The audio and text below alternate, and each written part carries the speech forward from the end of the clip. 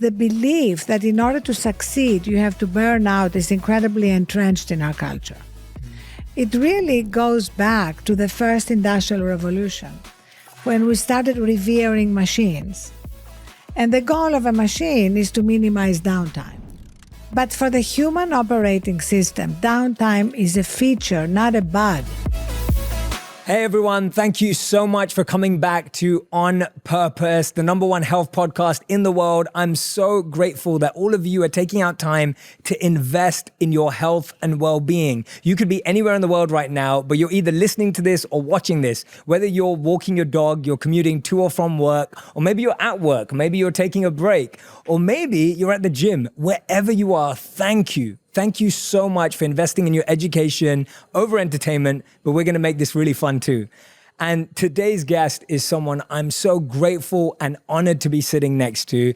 This lady, just to let you know, she changed my life 3 years ago. So you can only imagine what an important moment this is for me.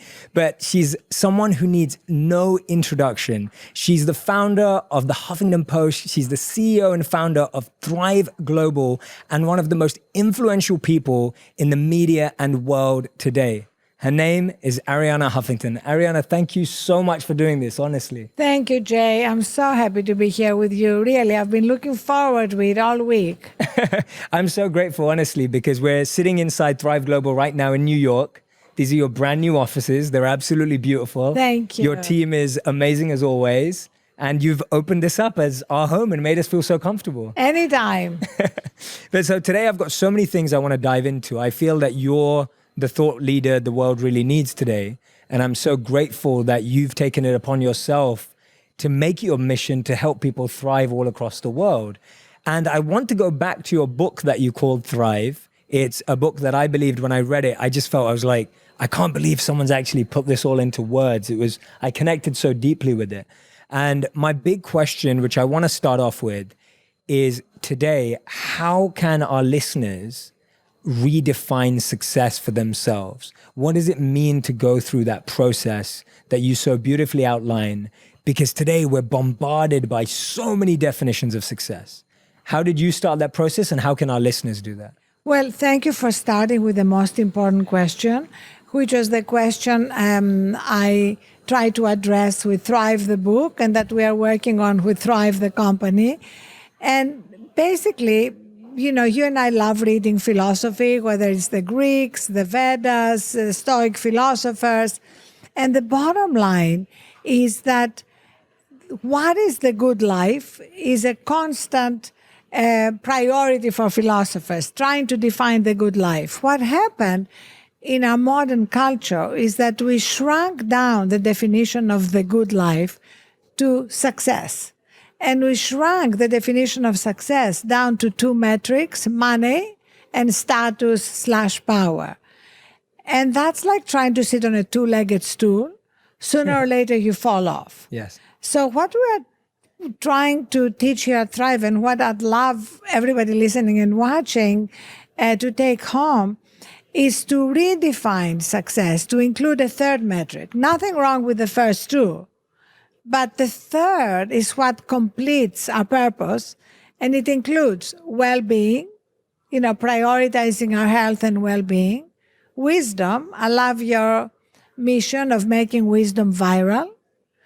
Wonder, a sense of wonder about the universe, the mystery of life, and giving back. That's something that you chronicle so often in your work. So for me, that's what's a complete life. And so anytime you integrate any of these into your daily life, you're getting closer to a fuller definition of the good life. Yeah, I love that. I absolutely love that. And I think that's so clear. And it's such a great direction for people because we can almost look at that and be like, okay, where am I struggling? Yes. Right? It's like we can look at that and say, okay, which leg of that stool is missing in my life? And it becomes a focus area. Now, when I do see that though, sometimes some people may think, well, that's a lot of things to juggle. And maybe I'm working really hard and I'm really ambitious. And that means I'm sacrificing sleep and my health is falling apart. how have you found, or what are your beliefs around real balance in the striving for making an impact, in the striving for wanting to make a difference? How do we also take care of all of those juggling balls? It feels like there's a lot. There is a lot. And I think the only way is through micro steps. At Thrive, we talk about small, daily, incremental steps that are not hard. We just need to make sure we take one step at a time. Mm-hmm. So whatever it is you want to focus on, let's say you want to focus on improving your sleep because you have actually read the science and the data, and you know that when you improve your sleep, you actually improve your performance. Mm-hmm. So even if you didn't care about your health and you just care about your performance, just look at elite athletes. There's no way Tom Brady would go to a Super Bowl sleep deprived. Yeah. Because he knows if he wants peak performance, he needs to get enough sleep, eat right, have recovery time as well as training time.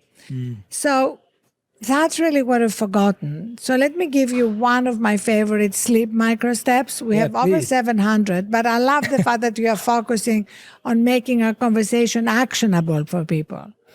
So my favorite micro step is pick a time at the end of your day that you actually declare the end of your working day. Because the truth is that there is no end to our working day. The truth is that we could all spend the whole night clearing our inboxes or catching up with work in our always-on world. So you have to declare an arbitrary end. And because human beings learn through ritual, you mark that end by turning off your phone and gently escorting it out of your bedroom. I love that. It's small, but key. Not sleeping with your phone. Are you sleeping with your phone? No, I don't sleep with my phone. Amazing. It's absolutely essential because if you sleep with your phone, if you wake up in the middle of the night and you can't go right back to sleep, you are going to be tempted to pick it up and scroll through Instagram or answer some text. And it's much harder to go to sleep and have a deep, really recharging sleep. Absolutely. Yeah, when I first trained myself to do that, I used to lock all my devices in my car outside. So I used to literally go and put my phone, my laptop, everything, because I wanted to train myself out of the habit. And I remember getting a real alarm clock at that time so that I could still wake up if you need an alarm clock. And now I've been able to train myself to wake up after 8.5 hours of sleep a day. So no matter what time I go to sleep, usually it's the same time. I always sleep 8.5 hours and I don't need an alarm to get up. So I get up naturally, my body wakes me up. And that's been such a beautiful conditioning. And it's taken me time, but it really helps because now you're no longer conditioned to wake up to anything. You can wake up at your own pace. I think this is amazing what you just said. At first it may be hard because we're breaking addictions. 100%. But then the reward of how we feel is so enormous. I mean, for me now, it's like the reward of feeling fully recharged is so great. I don't really like myself when I'm sleep deprived. I mean, I'm more reactive, I'm more emotional, Me too. I'm less empathetic, I'm less creative. I don't really want to be around me. So it's actually something that then becomes a magnet to continue doing that. Are there any other habits that you've had to rewire in your life? Anything that you saw as a trigger and you started building steps, micro steps? I love that, to building. Were there any others? Yes. Like I used to be one of the people who would think, come January 1st, I'm going to start working out for an hour every day. And then by February 1st, I would drop it. So instead, I put a stationary bike in my bedroom. And now every morning, I do 30 minutes on my bike. And I can be on my email because it's okay. It's a stationary bike, so I feel productive. Mm-hmm.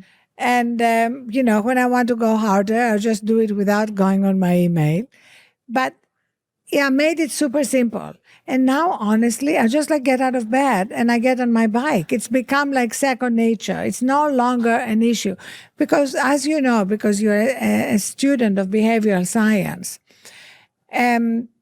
discipline is not going to cut it. Mm-hmm. we need to change our environment and make it super easy to make these micro steps. Yes. And having the bike right there, my tennis shoes right there, Yes.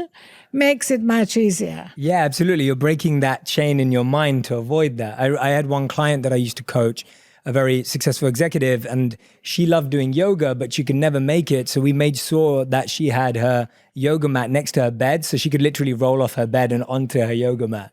And it would just be like a reminder that it was right there. She didn't have to go to a gym, or she didn't have to go somewhere else. She could do yoga right next to her bed, if that's what it Exactly. meant. Just That's something to super break the simple. chain. Yeah, I love that. That's great.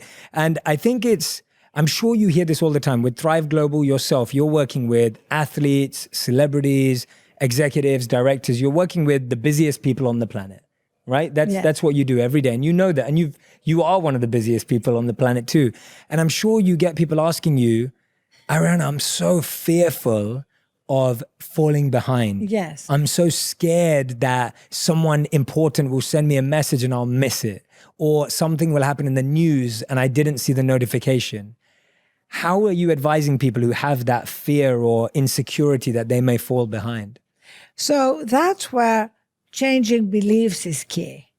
So in all our workshops with corporations, we start with changing beliefs, because the beliefs we have are really like the automatic pilot on a ship, and what we tell ourselves we're going to do or is like the captain steering the ship in one way or another. But if the automatic pilot is set in a particular direction, that's where the ship is going to go. Mm-hmm.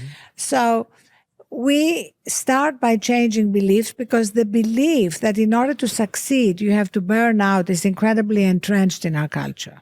Mm. It really goes back to the first industrial revolution, when we started revering machines. And the goal of a machine is to minimize downtime. The goal of software is to minimize downtime. But for the human operating system, downtime is a feature, not a bug. And so we need to show people the data, show people the science, introduce people to ancient wisdom. We've done a wonderful series. I don't know if you've seen it. I'll send it to you, on Chinese ancient wisdom. Mm-hmm. We're doing a lot on Indian wisdom, on Stoic philosophers. Our conference room here, all our conference rooms are named after philosophers, like the Marcus Aurelius room. Oh, I love that. Is our boardroom. So the reason for all that is that it requires both science and storytelling to move people. Mm. But we have found that the thing that moves people more than anything is hearing from successful people in the arena. Yes. It's what you said. It's almost like people need to be given permission and need to hear from people who are successful, who are not chilling under a mango tree. So when Jeff Bezos writes a piece and says, why my getting 8 hours of sleep is good for Amazon shareholders, that piece went crazy viral. Mm.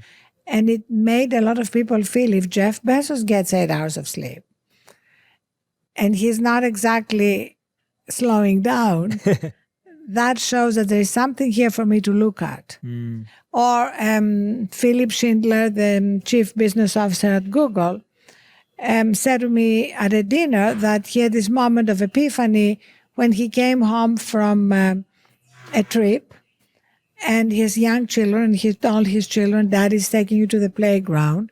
And his 5-year-old son said, oh no, can't the babysitter take us? And he asked why. And the little boy said, because when you're in the playground, you're always on your phone. Oh, wow. And that was his moment of epiphany. And after that, he stopped being on his phone when he's with his children. Mm. He travels a lot. It's not like he's with his children all the time. Yeah. So he made that sacred time. Mm-hmm. And then he texted me to let me know what an amazing impact it had within Google. Mm. So people who felt that they could also do that yes. They could take that step without being afraid that they are going to fall behind. Absolutely, absolutely. And I think you're so right that science storytelling and that last piece of people living the example yes. is the most powerful, because when we see someone who looks like us, talks like us, walks like us, has the same diary as us, and they can do it. And it's funny, isn't it, that we get impressed? I was at a hangout the other day, and I was with a lot of other social media people, and we were all hanging out together, and no one used their phone for about 3 hours. Wow. Because we were all just connecting as human beings. And everyone was, there were a few people there, they were so impressed. They were like, how are you guys not on your phones? And I was just like, because I love this. Like, I love being on a plane. I pretend that planes still don't have Wi-Fi. Like, I just convince myself that Wi-Fi doesn't exist on planes because I love being able to switch off. Like what you're saying, that it's not a bug, right? It's a feature. It's a feature. I love that. That's so powerful that when we feel, and that's our problem, right? Like we think when we're slowing down, we're like, oh God, why am I slowing down? I need to, we panic. We go, oh no, I'm becoming less productive. But actually that's a feature reminding us to press pause, to slow down, to restart. And then we can actually observe why and how we become more productive. Why do people say that they get their best ideas in the shower? Yeah. It's the truth is that our best ideas come from the wisdom within. And that's why when you talk about making wisdom go viral, that's also part of what allows people to connect with their own inner wisdom. And their best ideas come from that. Absolutely. Let's talk about inner wisdom a bit, because I think we both believe in it very strongly. I know that in my life, I feel I've always been guided by my inner wisdom. Yes. I rarely feel guided by my head. I rarely try and feel guided by the market or the industry. I'm constantly looking to my inner compass to be guided. I'd love to hear from you how you've done that in your life and how you've been able to sift out your inner voice from the noise that often arises from everything around us.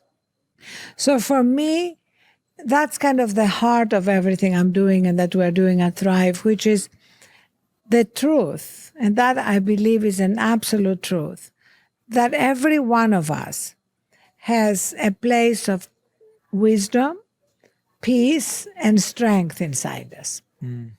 It's our birthright. No matter what we do or where we are or where we are born, we do have that. And most of the time, we are completely disconnected from it. And that's such a shame. It's like having been given this incredible inheritance and not even knowing that you have it. And that's why I love when Thich Nhat Hanh said that right now, with our addiction to our phones and social media and games, he said it has never been easier to run away from ourselves. And so everything we are doing here is helping people reconnect with that place. Now, there is nobody I know who lives in that place all the time. Of course. That's not what we're saying. What we want to create is a great course-correcting mechanism so that we know, I kind of know, and I'm sure you know when I'm not in that place. And so the first thing I want to do is help myself get back to that place, whatever it takes. Because from that place, I'm so much more productive, so much more creative, and so much more joyful. We don't talk enough about joy. But after all, the purpose of life is not just to be productive. Yeah, definitely not. This is not a dress rehearsal. Absolutely. So if we can also connect with our joy and our loving, suddenly life becomes kind of like a little miracle. Yeah, absolutely. What are a few things people can do every day to get that voice back for themselves? Like you said, I think so many of us have run so far away from ourselves, like Thich Nhat Hanh mentioned, you quoted, that we don't even know what ourself is anymore. Yes. Right? Like, it's like, well, what is it? Like, I have 10 voices in my head, and one of them's a TV show, and one of them's my favorite song, and one of them's my mom's voice and my dad's voice. Like, what are a couple of things that people can do on a daily basis that's going to help them get closer to that voice again? Well, I believe, and I know you do too, that one of the keys is gratitude. That doesn't mean not acknowledging the pain, because the pain is often real. There is a lot of pain in the world and in our lives, but also recognizing that the pain is not everything. The hardship is not everything. The darkness is not everything. And being able to hold, when we are going through a hard time, these two realities in our hearts as well as our heads at the same time. Yes. That for me is the key. And so doing again micro steps, like starting your morning, taking 1 minute in the morning, 1 minute to remember 3 things you're grateful for, or set your intention for the day, is absolutely key. If you don't have 1 minute, you don't have a life. And the majority of people go directly to their phone first thing in the morning. And you don't know what you're going to see. Yeah, no, not at all. And so suddenly the cortisol hormone, the stress hormone, floods your body before you have even gotten out of bed. So how you start your day is absolutely key. Yeah. And so is how you end your day. Yeah. Because every day is a mixture of good things and bad things happening. I've never had a day which was all amazing. No. Well, maybe 1 or 2, but it's not the norm. Of course. So you can go to bed thinking of all the things that went wrong. Or you can go to bed and thinking of all the things you're grateful for. Yes. Yes. And that changes the quality of your sleep. Yes. So what is interesting, Jay, as you know, is that in terms of our evolution, our mind tends to go to the negative because that's how we survived, right? I mean, if we were followed by a tiger and focused on the sunset, we would not be here. Yes.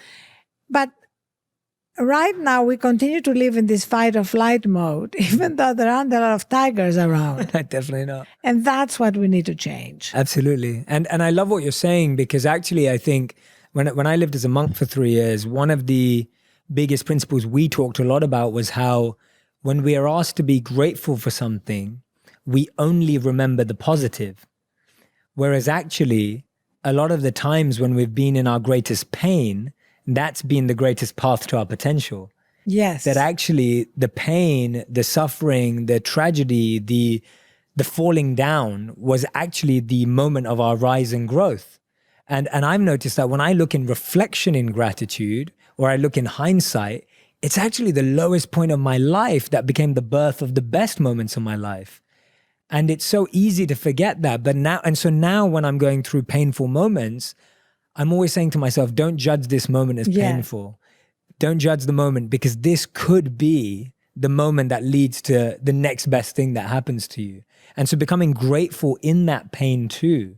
Absolutely. Right? Completely agree with that. It's like the Leonard Cohen song, that the light comes in through the cracks. Yes, exactly, yes. And I know that from my life, when I look back, I remember one of the most painful moments in my life was when I was very much in love with this brilliant writer in London. And we were together for 7 years. By now I was 30 and I really, really wanted to have children.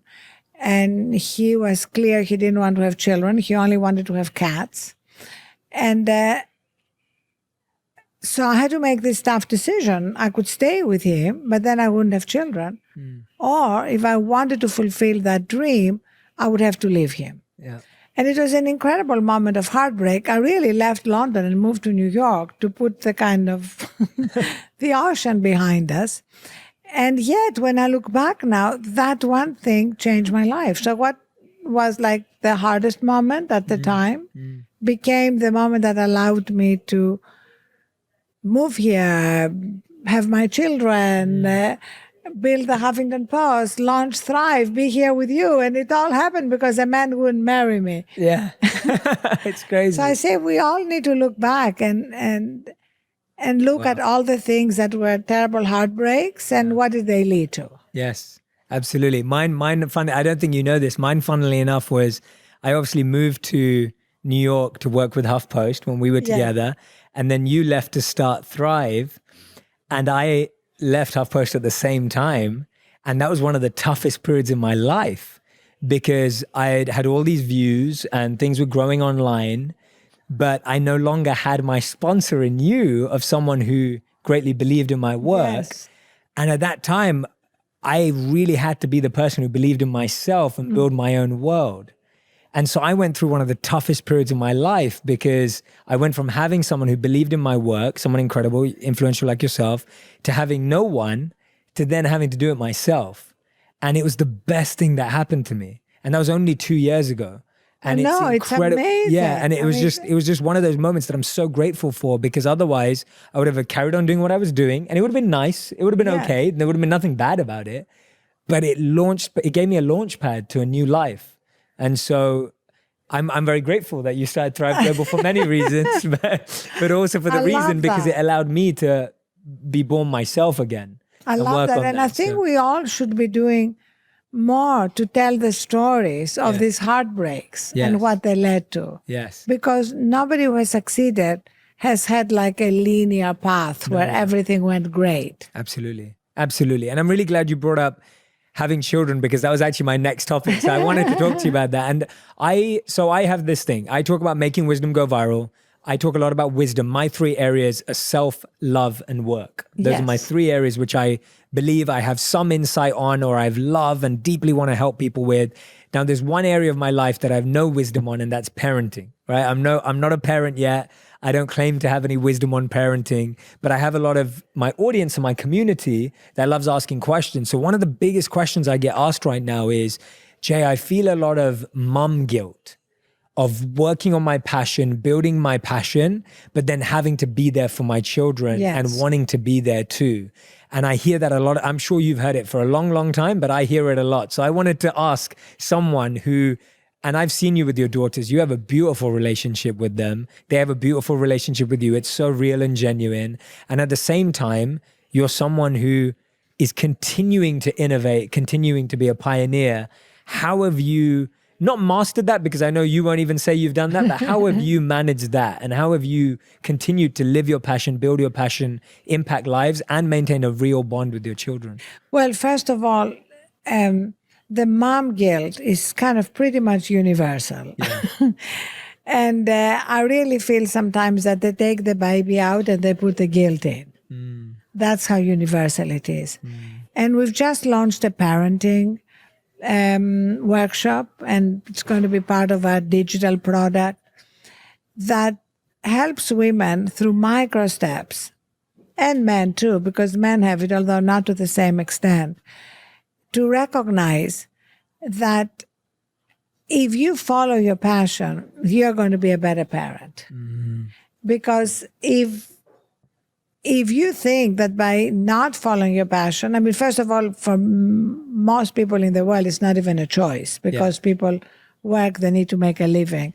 But even, let's say that was not the issue, but this is something that you love and fulfills your purpose, there's no way you would be as good a parent if you didn't fulfill that.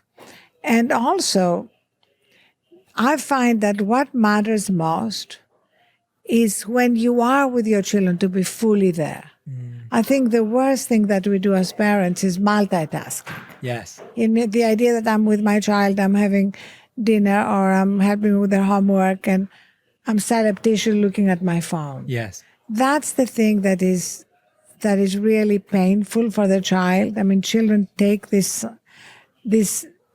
signs to heart, but also being able to allow yourself to be fully present, whether it's with your child or at work. And when the guilt comes, recognizing it's not the truth. I call it's the obnoxious roommate living in my head. Yeah. That voice of self-doubt, questioning, that doesn't allow us to be fully present.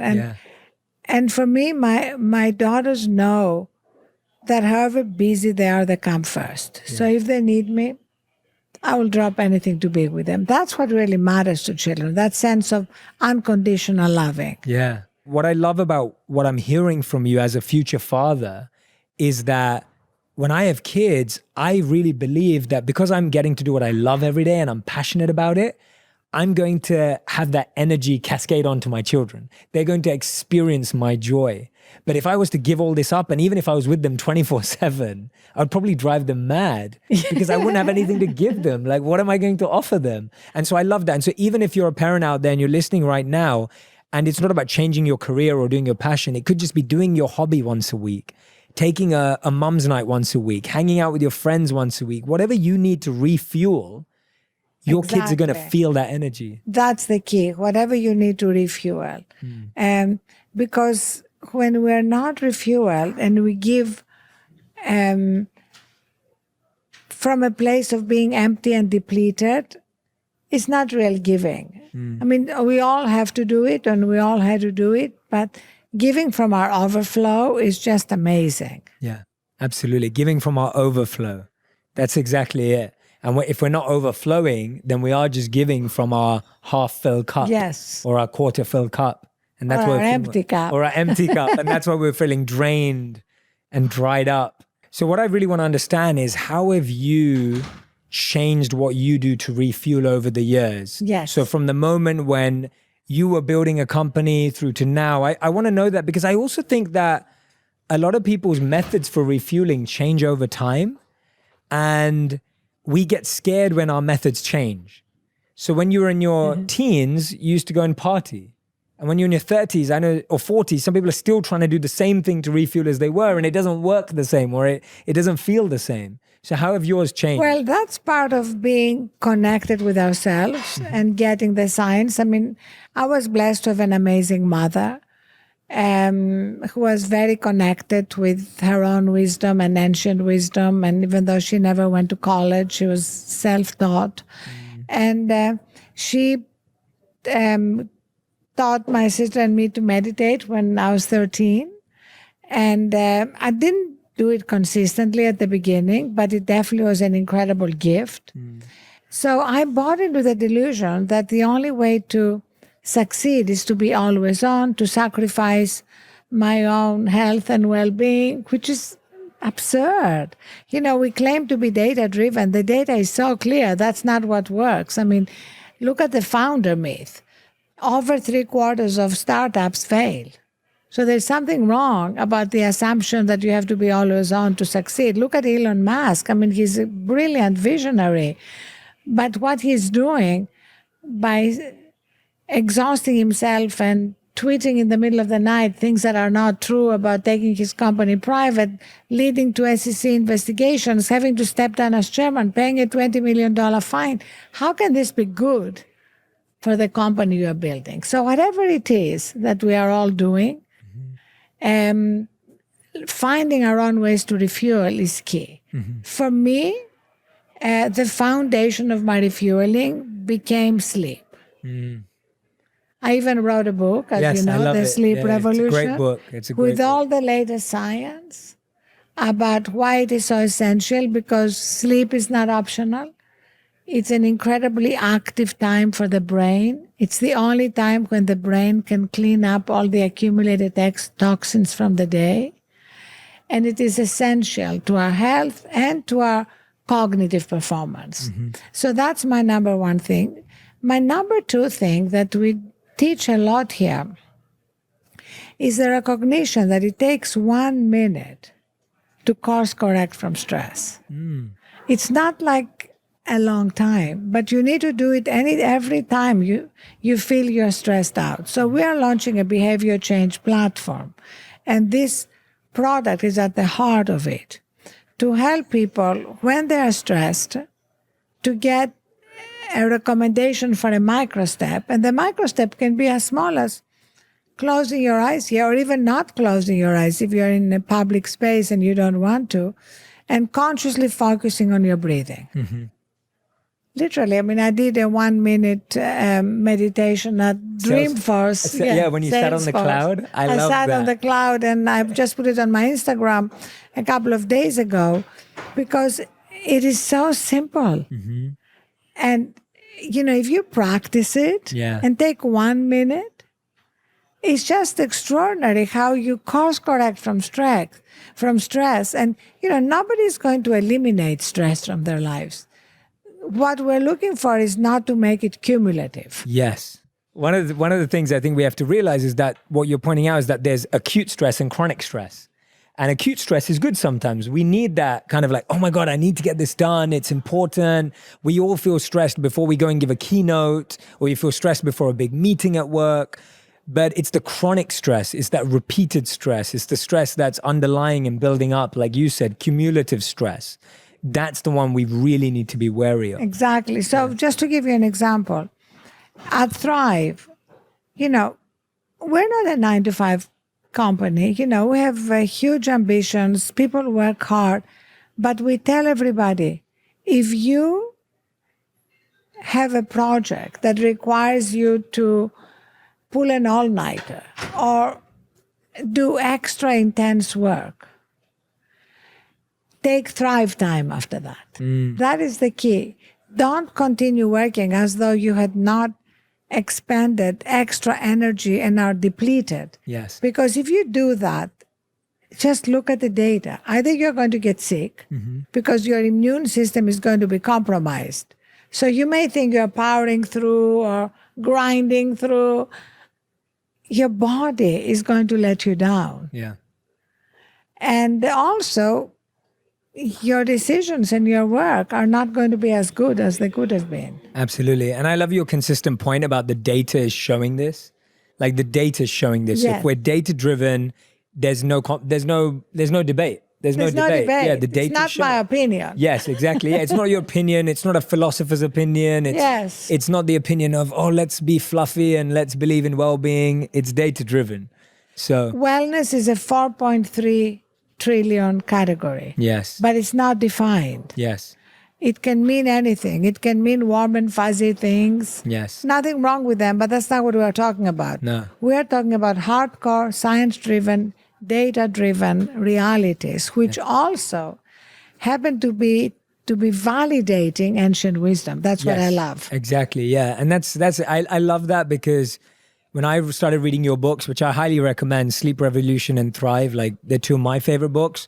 What I loved about them is it's exactly what I try and do is the bridge between ancient wisdom, modern science, and then practical application. How is this relevant now? How can you take it about now? And the reason why I love ancient wisdom the way you do is because we are not Pavlov's dogs. We do have a heart and a soul. Yes. And so if we really want to change behavior, we need to capture our imagination. That's what we are building. The product we are building intends to sort of crack the code on behavior change. Yes. The reason why behavior change doesn't work most of the time is because we only appeal to people's minds, and we're more than our minds. Absolutely. Absolutely. Ariana, you're amazing. And I hope we're going to do many, many more of these. And this conversation, I believe, is just the starting point. I just wanted people to dive into your wealth of wisdom. I highly recommend it. If you've loved this conversation, I'm a big proponent of Ariana's books. I think they're phenomenal. And if you haven't checked out Thrive Global yet, make sure you check them out. They're doing incredible work online in companies and bringing all of this to the work environment, which I think is so important. Having worked at Accenture myself, who I know works very closely with you, it's incredible to see this work infusing into the corporate culture. And also, phenomenal. I would love to invite your listeners to tell their stories. AH@thriveglobal.com is my email. Send it to me and we'll give you a password and you can post them on Jay's channels and on Thrive Global. The question is, how can we accelerate the distribution of these ideas? Oh, I love that. That's awesome. So, Ariana, we end every podcast with what I call the final 5. These are the final 5 rapid fire answer. It can either be a 1-word, 3-word, or 1-sentence answer. No more than that. Okay. So I'm being a bit lenient, but this is it. It's easy for you. What's the first thing you do when you wake up? The first thing I do when I wake up is focus on my breath and 3 things I'm grateful for. Me too. I love that. What's the last thing you do before you go to bed? The last thing is, again, focus on my breath and 3 things I'm grateful for. I love it. If I went through your phone, whose number would I want to steal? I think you would want to steal Bill Maher's number. Okay. Why? Because he's such a truth teller. I don't agree with everything. But I love him. He and I have been friends forever. And also because he's unbelievably private. So it's a very hard number to get. I like it. Awesome. I'm going to have to try and grab your phone later. What's the most used app on your phone? So, I have basically removed most apps from my phone. Nice. So the most intimate thing I do is texting with my daughters and my friends. And of course, I'm obsessed with our Thrive app. Yes. Because I integrate in my life all the micro steps that are fed to me, but also because I'm a big believer in constantly iterating and improving it. Yes. So I'm giving constant feedback. So I use it for myself, but I also use it as a tool to keep improving it. Awesome. And question 5 of the final 5 is, what do you consider your biggest accomplishment so far?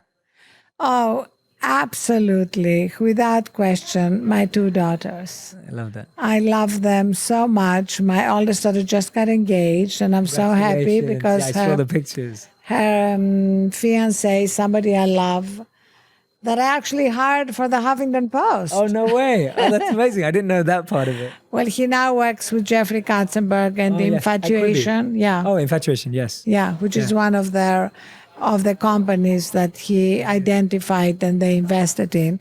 But anyway, I love them. We are very close. I feel very blessed to be as close to them. And I can't wait to become a grandmother, Jay. Amazing. I love it. Well, Ariana, thank you so much for taking this time. Thank you for opening up your office. Thank you so much for sharing that opportunity for my audience and community to reach out to you as well and share that idea. I love that. We'll definitely let everyone know. And please, please, please go and check out Ariana. If you don't follow her already, find her on Instagram, find her on Facebook, find her on Twitter. All of her insights, anything that you've loved today, her Instagram and social media feeds are absolutely full of it. So make sure you do that. Ariana, thank you so much for making the time. And thank you so much for everything you are doing for the world. Thank you. Oh no, thank you so much. Thank you. If you want even more videos just like this one, make sure you subscribe and click on the boxes over here. I'm also excited to let you know that you can now get my book, Think Like a Monk, from thinklikeamonkbook.com. Check below in the description to make sure you order today. All we have right now. Each and every single one of you that come back every week to listen, learn, and grow. Now, today we have a really special and exciting guest, one of the few people that we've ever had on the podcast twice. It is none other than my dear friend, mentor, and someone who I consistently tell you changed my life, the one and only Ariana Huffington. Now, I'm so thrilled because Ariana is the CEO and founder of Thrive Global. She's been named as the world's 100 most influential people by Time Magazine and has also been included on the Forbes Most Powerful Women's list. She's a mother, best-selling author, businesswoman, as well as a dear friend of mine. And today we'll also be talking about Thrive Global's latest book, Your Time to Thrive. If you're someone right now who's been struggling, working from home, remote work, trying to figure out how to manage the stress of everything we've experienced in the last 12 months, this is the book for you. This is the podcast for you. If you're someone who's sitting there at home right now thinking, Jay, I just don't know how much more I can deal with this, this is the conversation you want to be listening to. Ariana, welcome to the podcast. Jay, so great to be with you. I love every day reading and watching you spread wisdom, making wisdom viral. I love that. Well, I'm so grateful to you, especially now as we were just talking about the wonderful Thrive original top you're wearing, onward, upward, and inward. I love that as a motto. I think that's a brilliant mantra and motto. It's very much what your work has been about, to remind us that when we go inward, our journey onward and upward is better in every possible way. It's so true. It's so true. And one thing I love that we're having this conversation today, Ariana, is because you built Thrive Global. And by the way, I just want to remind everyone, so my first day in New York City was Ariana Huffington's first day of starting up Thrive Global. Ariana, I don't know if you remember, we were at the final party, like a celebration party of you moving on from HuffPost and starting Thrive Global. And you said in your speech, you said, whether you've been here since day one or whether you just joined yesterday like Jay Shetty, I want you to know that you're all part of the family. And I remember just seeing you go off and start this new company, this new organization destined to help people's well-being in their daily lives at work. You must be feeling like the purpose of the company is coming alive right now more than ever. Actually, Jay, you're absolutely right. And anytime you leave something established and successful to start something new, there is a risk involved. And I remember actually agonizing over that decision and talking to Sheryl Sandberg. And she said to me, stop thinking about it. Just close your eyes and jump. And sometimes that's what life requires of us. And the themes that we build Thrive around, ending the stress and burnout epidemic, making well-being an essential and central part of our lives, have now become more important than ever. They've really gone mainstream because the pandemic has forced everyone, whether individuals or companies, to recognize, how foundational our well-being is to everything. And finally, Jay, ending the delusion that in order to succeed, we have to burn out, we have to power through exhaustion, we have to be always on, which is simply not supported by science or data or ancient wisdom. Absolutely, absolutely. And I think the level of burnout that we've seen in the last 12 months, and I would like to mention that whether that's companies that are growing or struggling in the last 12 months, certain companies went through their biggest growth curve in the last 12 months and their employees have experienced burnout. And then other people obviously were laid off. What are some of the trends that you've noticed over the last 12 months of how people are experiencing burnout and stress and pressure? What have you been seeing through the data, through your company's work, in what are the biggest challenges that people are having? So what we are seeing is that all the challenges we were facing pre-pandemic have been exacerbated, which is a bad thing, but also a good thing. We can no longer avoid dealing with them. And the primary challenges that we're dealing with are, first of all, the mental health crisis, which existed before the pandemic, but now it's right in front of us with hundreds of millions of people around the world being affected with depression, anxiety, and also the skyrocketing increase of diseases, especially diabetes and heart disease, which also have become much worse because of the stress levels, but also it's forced us to realize that we are never going to be able to deal with the mental health crisis or all these diseases if we don't go upstream and change our behaviors. And that's why we wrote this book, to make it clear to people that changing behaviors through micro steps, small daily incremental steps, is very doable. To actually take lofty goals, like I'm going to lose 30 pounds or give up sugar or work out every day, and break them down into the smallest possible actionable step. We call our micro steps too small to fail. And there are 8 chapters that break down all the micro steps. And the first one, because Jay, I believe it is foundational to our well-being, is sleep. As you know, I'm an evangelist on sleep. We all sleep, and increasingly during the pandemic, we've all had a harder time sleeping or falling back asleep after we wake up. In fact, there is a term called coronasomnia. But there are small daily steps we can take to improve our sleep and to reduce the stress, which makes it easier to sleep. I'm so glad that you brought up sleep and coronasomnia, which I had not heard actually, but I know when I read your book, Sleep Revolution, that really gave me the permission to feel like I needed quality sleep. It really did that. Like when I read it and you share the stories of so many of your friends, CEOs of large companies all over the world who prioritize sleep. One of the things I find right now, the reason why people are struggling at home to sleep, to practice, what's a micro step they can take towards better sleep? And I love your idea of micro steps because I practice it in my own life, and your definition actually is the best definition I've ever heard of a micro step, of too small to fail. Because if you fail at a step, then it wasn't micro enough. And so that's a great, great definition. What's a great micro step we can all take towards getting better sleep during this time?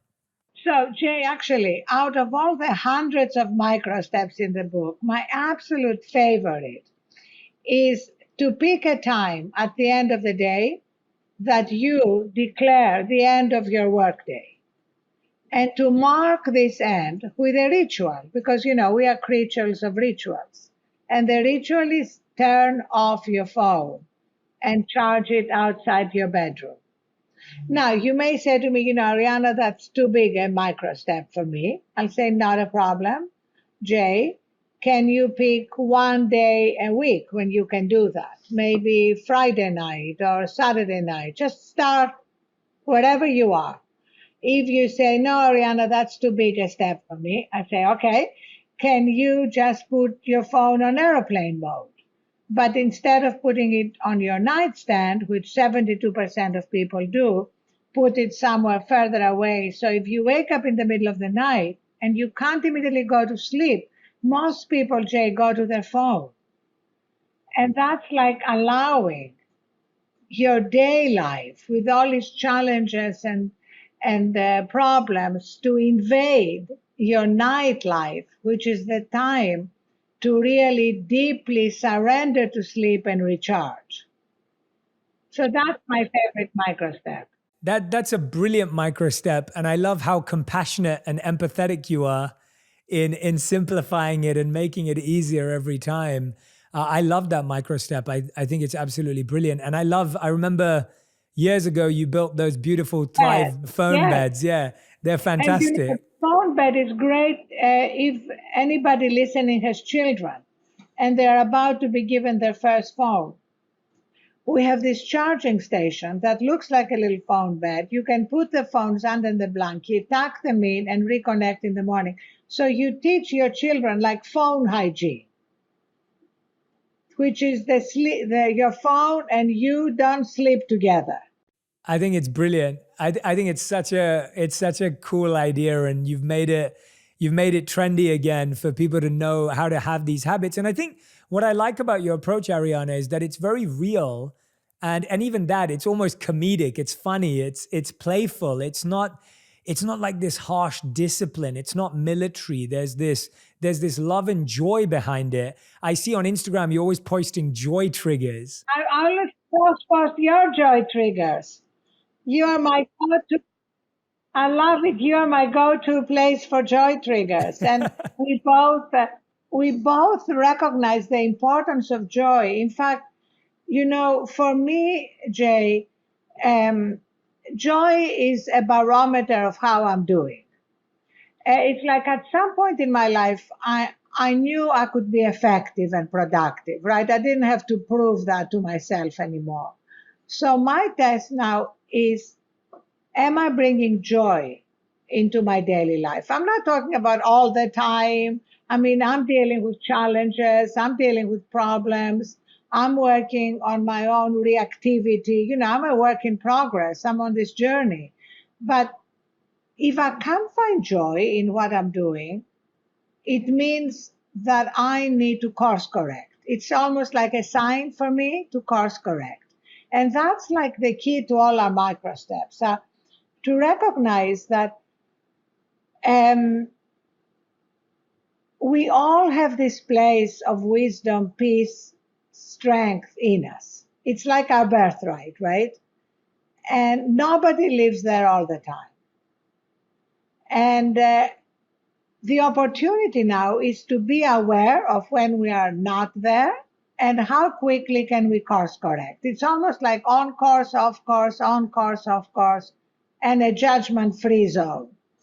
Yeah, absolutely. I feel like right now, everyone's judging themselves to be the perfect person, the perfect partner, the perfect parent. And it's exhausting because we're all dealing with something that we've never experienced before. No one's ever been in this situation before in history. And here we are. What are some of the ways we can become more loving to ourselves, more empathetic to ourselves at these times? Because like you said, you're asking yourself, how can I bring joy into my life? I think a lot of people are asking themselves, well, maybe I'm not working hard enough with my kids, or maybe maybe I'm not working out enough, or maybe I've been. How do we train ourselves out of that, or how do we approach that and navigate that properly? Well, as you know, Jay, the first step is to accept where we are and not judge it. And loving ourselves is kind of a prerequisite for really, truly loving others out of our overflow. And so for me, gratitude is the antidote to anxiety, to stress, to guilt. So I practice what in the book we call habit stacking. So anytime I'm doing things that don't require my brain, like washing my hands, washing the dishes, washing my hair, I repeat to myself things I'm grateful for. Like right now, I'm having my bulletproof coffee. I don't know if you like bulletproof coffee, but I love it. And I'm grateful for this every morning. I'm grateful that I'm here with you, and this is, it fills my heart.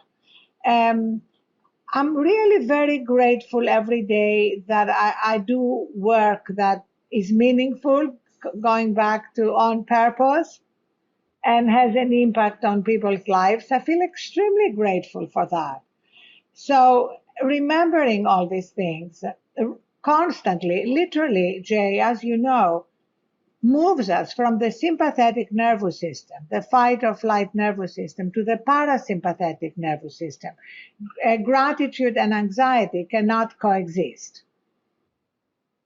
What I love about this moment we are in is that modern science is validating so much of ancient wisdom. If you take what I consider the hero feature in our app and in the Microsteps book is the 60-second reset. And I love the fact that if you tell people, can you take 20 minutes to meditate, they may throw their arms in the air and say, oh, Rihanna, I don't have the time to take 20 minutes to meditate. Can you take 5 minutes to meditate? Oh, that's really hard. Do you have 60 seconds? We break it down to 60 seconds.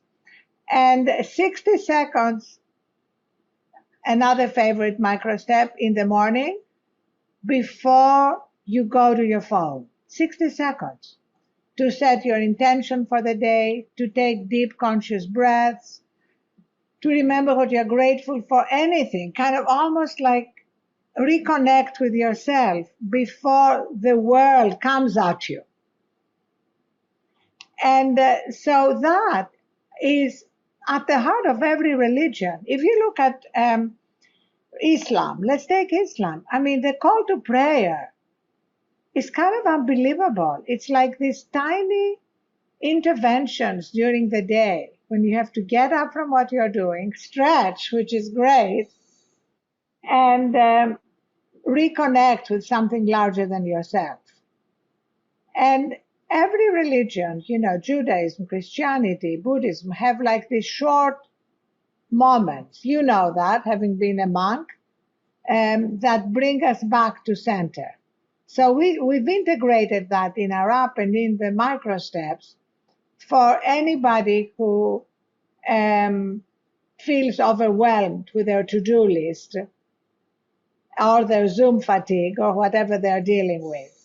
That's such a brilliant piece of advice. And I love how, again, no one can say they don't have 60 seconds. And it's amazing that you spoke about Islam there for a moment too, because I was recently in Dubai, where the call to prayer is happening in the morning and throughout the day, the 5 times a day. And I went skydiving for the first time in my life. And the free fall is exactly 60 seconds. And so for anyone who doesn't say that 60 seconds is a long time, it's enough time to get your intention right in the morning. It's a brilliant amount. So the skydive was 60 seconds of free falling, and then 6 to 7 minutes of parachute falling once the parachute is released.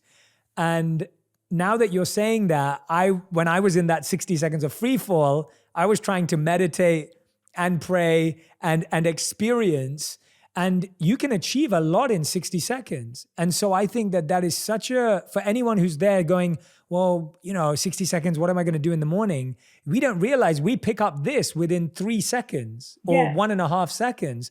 And so 60 seconds in the morning, that is such a brilliant invention. Because just being present with yourself and letting your heart rate naturally get up, letting your brain actually wake up, letting your mind wake up, that's such a great micro step. And now we've brought it into our team meetings at Thrive. So we start our team meetings with these 60 seconds. And we have, everybody can create their own reset. Like you could create a reset with pictures that you love of your wife, your loved ones, quotes, music, everything. And in 60 seconds, you are reminded of what you love about your life. So we play this. Somebody from the team plays their reset, which also connects us to each other. So there's so much we can do that connects us with ourselves, connects us with others, and doesn't take a lot of time. Wow. So every meeting starts with someone sharing their 60-second Sharing the reset. I'll send you mine just to see. It has pictures of my daughters, my favorite quotes like Rumi, live life as though everything is rigged in your favor, landscapes of Greece, music, and a breathing pacer. 60 seconds. I love that. I mean, every company should be doing this. This is brilliant. I love this advice. And I hope everyone who's listening and watching, I hope you're thinking about your Zoom calls and how you can start your next Zoom call with your company set differently. I hope that you can recommend this to people within the company. Ariana, tell us a bit about that. Let's say some of our listeners are inside an organization, but they're not necessarily a leader or a senior manager. How do they effect change? You've worked at the beginning of a company, you've owned companies, you've sold companies, you now have a new company, you have employees at all different levels. How does someone more junior in an organization create change when it comes to health and wellness? So one of the great things about this time, Jay, is that these questions of well-being and transformational change within companies is no longer just the province of HR. Everybody's talking about it, from the C-suite to every intern. So anybody can raise their hand. There's such a greater opening to people expressing how they are feeling, if they need help, come up with ideas to suggest. And anybody who wants more ideas, please reach out to me on Instagram, LinkedIn, any medium of communication. And we are happy to send you a lot of ideas. In fact, we have partnered with Zoom, and Zoom is bringing Thrive Reset as a downloadable app so that anybody can actually download it and be able to create their own reset. But even without that, anybody can have these 60-second protocols. For anybody who is maybe thinking, oh, this sounds like warm and fuzzy, for a high growth company, let me just tell you, I was interviewing Mark Benioff yesterday on my podcast. He's an investor in Thrive. And we were talking about how he starts meetings with closing his eyes for a minute. And everybody around him knows that he's not zoning out, he's not going to sleep, he's just coming fully present to tap into what is best in him, his creativity, his empathy, his best ideas. So I always like to make it clear that a lot of hyper successful people use these small micro steps to make them even more effective, and that these things are not like for people who just want to chill under a mango tree.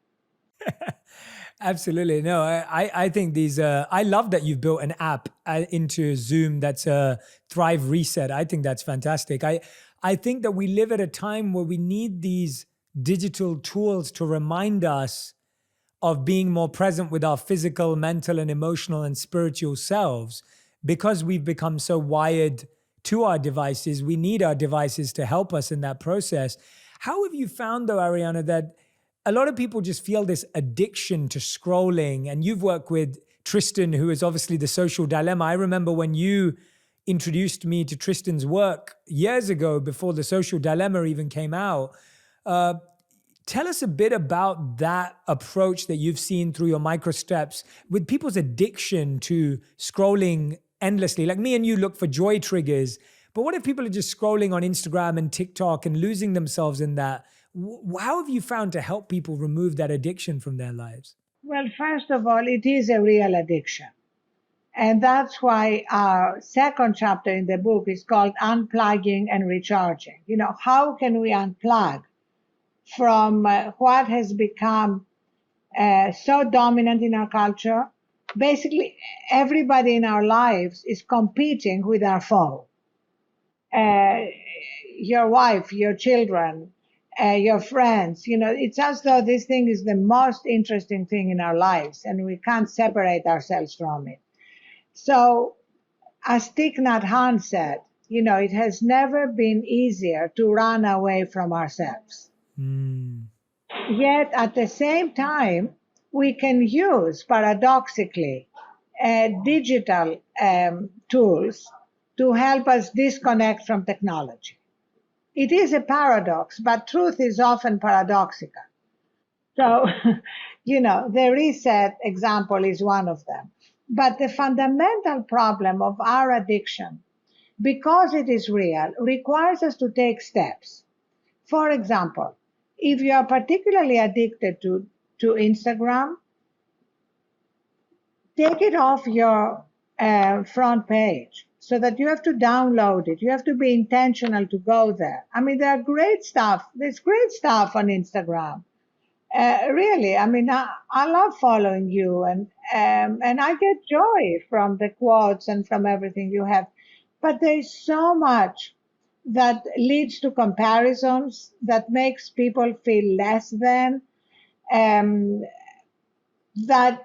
is just something we need to honor and love ourselves enough not to expose ourselves to all that, because all we have right now is time and our attention.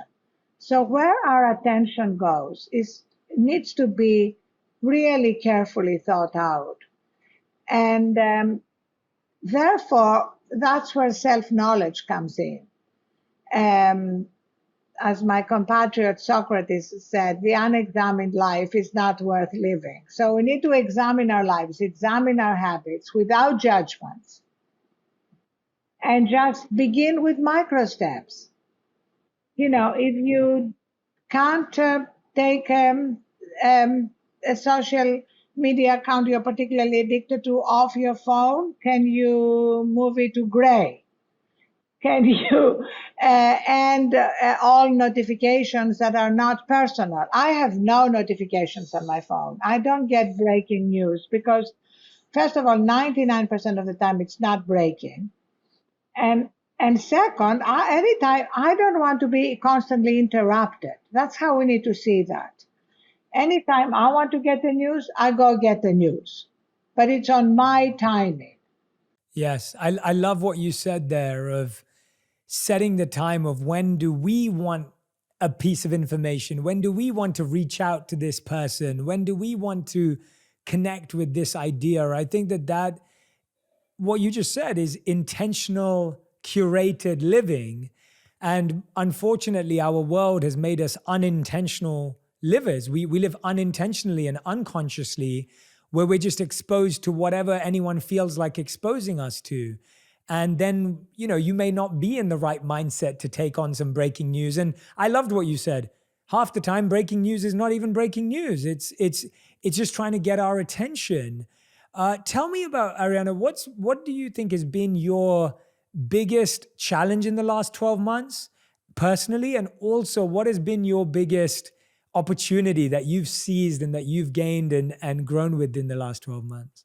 So the biggest challenge has been that Thrive has been growing very fast. So I had to hire a lot of people that I have Can never imagine. met. Yeah, that's crazy, isn't it? It's It's crazy. crazy. I'm Greek. I want to break bread and look you in the eye. And I had to hire a COO and a head of business development and a head of sales. I mean, really very senior positions that I have never met. And that um, took some kind of developing some new intuitive abilities and being able to look you in the eye through Zoom and like trust these feelings that you want to trust when you are hiring somebody that goes beyond their resume and their references.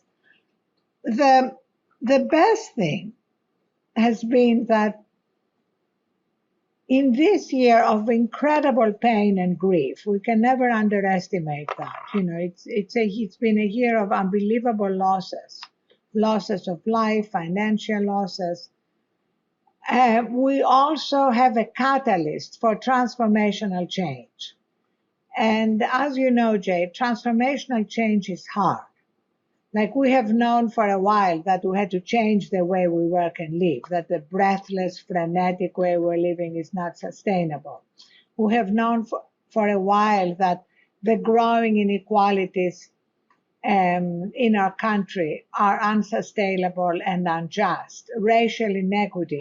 We've known for a while about the existence of these problems. I've been to so many conferences about inclusive capitalism, etc., planetary sustainability, but so little has been done. And now, as somebody said, a crisis is a terrible thing to waste. So we have an opportunity to use this crisis as a catalyst for fundamental change. I agree. What really resonated with me with what you were saying is this challenge of having to create human connection through digital media where we've never met someone. I think that is it's truly, I've also made mistakes in that department in the last 12 months, because in the same way my work was growing and I've had to think about hiring and recruiting through digital, and I haven't got it right many times because your intuitive capabilities through a screen. I mean, we know each other, we've spent time together, and so this is very comfortable. Yeah. What are some of the questions that you've asked people that you think were really powerful, that people here today, if they're listening or watching, could use in their digital meetings with people to help understand people better? What are some of your favorite questions in interviews or questions in conversations that you feel have helped your intuitive abilities? So if you are going to work with somebody, for me, the most important thing is what is our number one cultural value at Thrive, and this is compassionate directness. This is my number one cultural question, because in any relationship, whether personal or professional, things come up that you are not happy with. That frustrate you. I mean, you've talked about it even with your beloved wife. You may have arguments, disagreements. You need to have a way to express them. Otherwise, they fester and they become toxic. The same applies to professional relationships. And if you're not able to surface discontents, frustrations, disappointments, and express them, you can't deal with them. And Jay, it's much harder for people to do that than it sounds. So I try to dig deep. I ask for examples where they were able to be direct with a manager, with anybody. It's not just with peers, to express, to disagree. And I feel cultures that have achieved that are healthy, thriving cultures. And otherwise, a lot festers. If you come to me, if you work at Thrive and you come to me and complain about someone in the company, everybody knows. I'll say, okay, let me just bring them in. Or let us just all get together on a Zoom and talk about it. I don't want to hear about it without the other person being present. I don't accept anybody coming to me to complain without that other person being there so that everything can be aired together. That for me is number one. Unless, somebody comes and complains about something illegal or egregious or sexual harassment or something. I'm talking about the everyday complaints of people who work together. Yes, absolutely. It's so, when you talk about your values so strongly, and I love that compassionate directness. Again, it's a paradox. Yes, you want to be compassionate. You don't want to be adversarial, but you want to be direct. Yes. How do exactly. you find that? Are you good at that?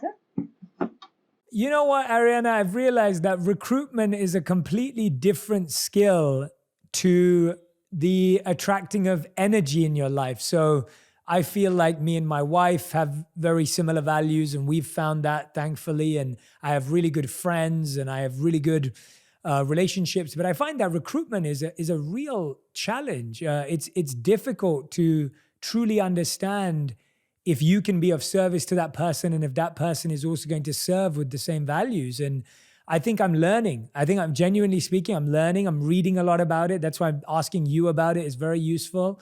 And I like how value-centered your approach is, because I think today also what's really interesting is I was hosting a panel for LinkedIn the other day, or multiple panels, and one of the biggest talking points was around the difference in well-being needs of a diverse organization.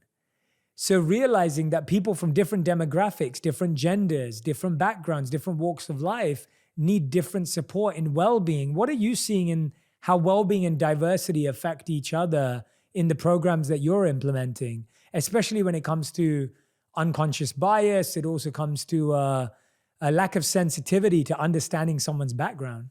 Well, we actually have a whole training around the connection between well-being and diversity, because what we have found scientifically is that when you are exhausted and running on empty, you are less empathetic, you are the worst version of yourself. So you are less likely to be open to people who are different from you and to create a culture of belonging. Because diversity is not just a question of numbers. It's creating a culture of true belonging where everybody feels at home. It's not just to have so many African Americans and so many Asians, because what's the culture like? Yeah. How at home do they feel?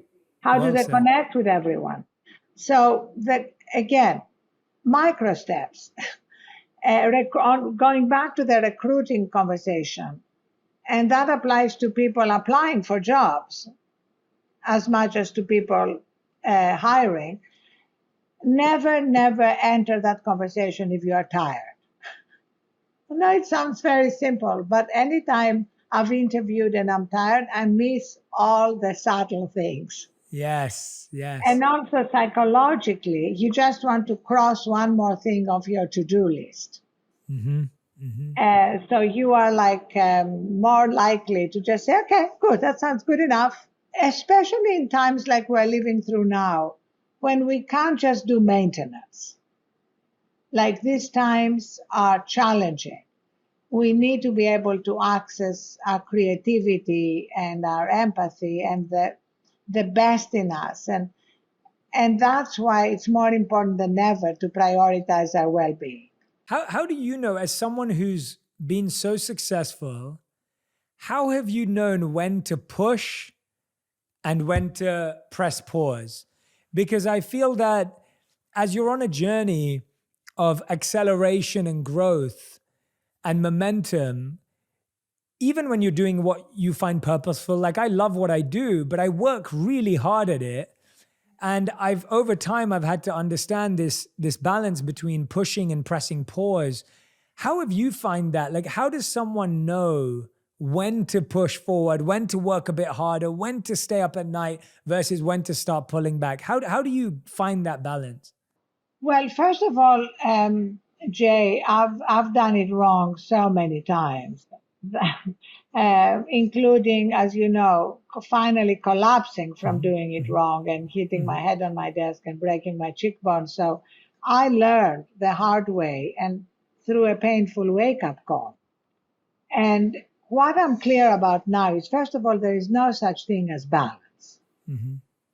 It's not like you can balance, your work, your life as the same every day. That doesn't exist. Agreed. The key is, what are the baseline things you need to do to show up your best? For me, my baseline is sleep. And the science on sleep is categorical. Like, unless you have a genetic mutation, I don't know if you do, people with a genetic mutation only need 4 hours of sleep, and that's 1 to 1.5% of the population. The rest of us need somewhere between 7 and 9. Tom Brady famously says that he gets 9 hours of sleep a night, and he considers it absolutely instrumental to being able to win a Super Bowl at 43. So if he had said, I really want to win the Super Bowl, I'm just going to power through exhaustion and work out and train more, he would not win. That's really what is amazing, that our culture for centuries has believed something false. Yeah. I'll sleep when I'm dead, you snooze, you lose. And I went back, because I'm a bit of a nerd, to try and understand how come an entire culture has believed something false. And it goes back to the first industrial revolution, when we started revering machines. And what's the goal with machines? The goal with machines is to minimize downtime. And what's the goal with software? We brag, this piece of software has 99.999% uptime, but the human operating system is different. Downtime is a feature, not a bug. Yeah. And now we need to have this mindset shift that acknowledges that we are swimming in a culture that's driven by principles that are not science or data-based. Yeah, I'm so glad that you're such an evangelist for this movement, because, I came to a point in my life where I realized I had two choices. I either slowed down or I invested more in my health. And what I realized was that the more I invested in my health and the more priority my sleep was, my exercise was, my diet was, the more I was actually able to extend myself. So a lot of the time when people told me that they just had too much on, my first question would be, do you exercise? And they would say, no, I haven't exercised for years. And I'd be like, okay. And then I'd say, well, do you sleep 7 to 9 hours? And they were like, no, I sleep like 6. And I was like, oh, okay. So you start to realize that a lot of our experience of low productivity or effectiveness or burnout is because we're not actually investing in our health. So I know that when I've exercised and when I've slept well, I can actually do more in less time. And as you said, you don't want to do an interview when you're tired because you make mistakes. You feel like you're actually making better decisions. This morning, I played an hour of tennis and I meditated for 2 hours before that. So now when you're getting me, you're getting like the best version of me. I also slept. I'm trying to think, how many hours did I sleep last night? Yeah, I slept 8.5, which is my sweet spot. I like 8.5 hours. So I slept 8.5 hours last night. So I'm able to give you my best energy. And you're so right that if I'd missed tennis today, if I didn't meditate, if I'd slept badly, I would feel like this was a lot harder, right? Like, yes, I would, even though it's the same thing. And also it would feel just like another chore. Like, Yes. Another thing I have to do. And, this is not a dress rehearsal. Even if you believe in reincarnation, this is it. So to find the joy in what we're doing, we need to come from that place of fullness. And Yeah. I'm so happy you are saying that. We need to shout it from the rooftops to help people eliminate their fear that if they invest in their health, they are not going to achieve all that they want to achieve, because it is a fear. And a lot of people have achieved a lot through powering through. So you can have a lot of examples of that. But you can achieve more if you invest in your health, and also you can have live a life which has more meaning and purpose, because in the end, the definition of a good life is not just a successful life in terms of money and status. It's also a life of well-being, tapping into our wisdom, giving, wonder. And if we miss out on all these things, we have a very shrunken view of existence. Absolutely. Tell us, Ariana, I've got a few more questions for you before I let you go, but tell our audience how they can recognize if they're experiencing burnout. Because I feel that today we don't even know when we're experiencing burnout, because we don't have that time to sit with ourselves and we're not aware. What are the signs of burnout that someone can be aware of so that they can say, you know what? I need to start doing what Ariana's saying. I need to do that 60-second check-in. I need to put my phone away in the evening. I need to sleep for 7 to 9 hours. What are the signs of burnout that we miss because we're so busy that we don't even realize what we're going through? First of all, that's such a good question, because we do miss the signs and we need to kind of fine tune our antenna. I would say there are 3 signs that are predominant. And the first is actually when we begin to be very negative and cynical about our work, our lives. That's a sign that we are not connected to our center and our essence. The other is when we really wake up in the morning and everything feels like drudgery. Like we can still do things, we can be transactional and get through a busy schedule, but we have to be pushing ourselves. And often we find ourselves going to carbs or sweets to give ourselves energy. And I love my coffee, nothing wrong with coffee, but I stop having caffeine at 2 o'clock so that it doesn't affect my sleep. And noticing, all these like ways that we try to fuel ourselves because we don't really have any natural healthy fuel in us. And the other is very simply our productivity. I mean, you can see it in any area of your life. When you're running on all cylinders, things can be done so much faster. You are clearer. And when you're exhausted, it's like, for me, like trying to write an article when I'm exhausted seems like overwhelming. So there are so many little signs that we can begin to notice. And the other thing I'm a big believer in, and we practice at Thrive, is having an accountability buddy.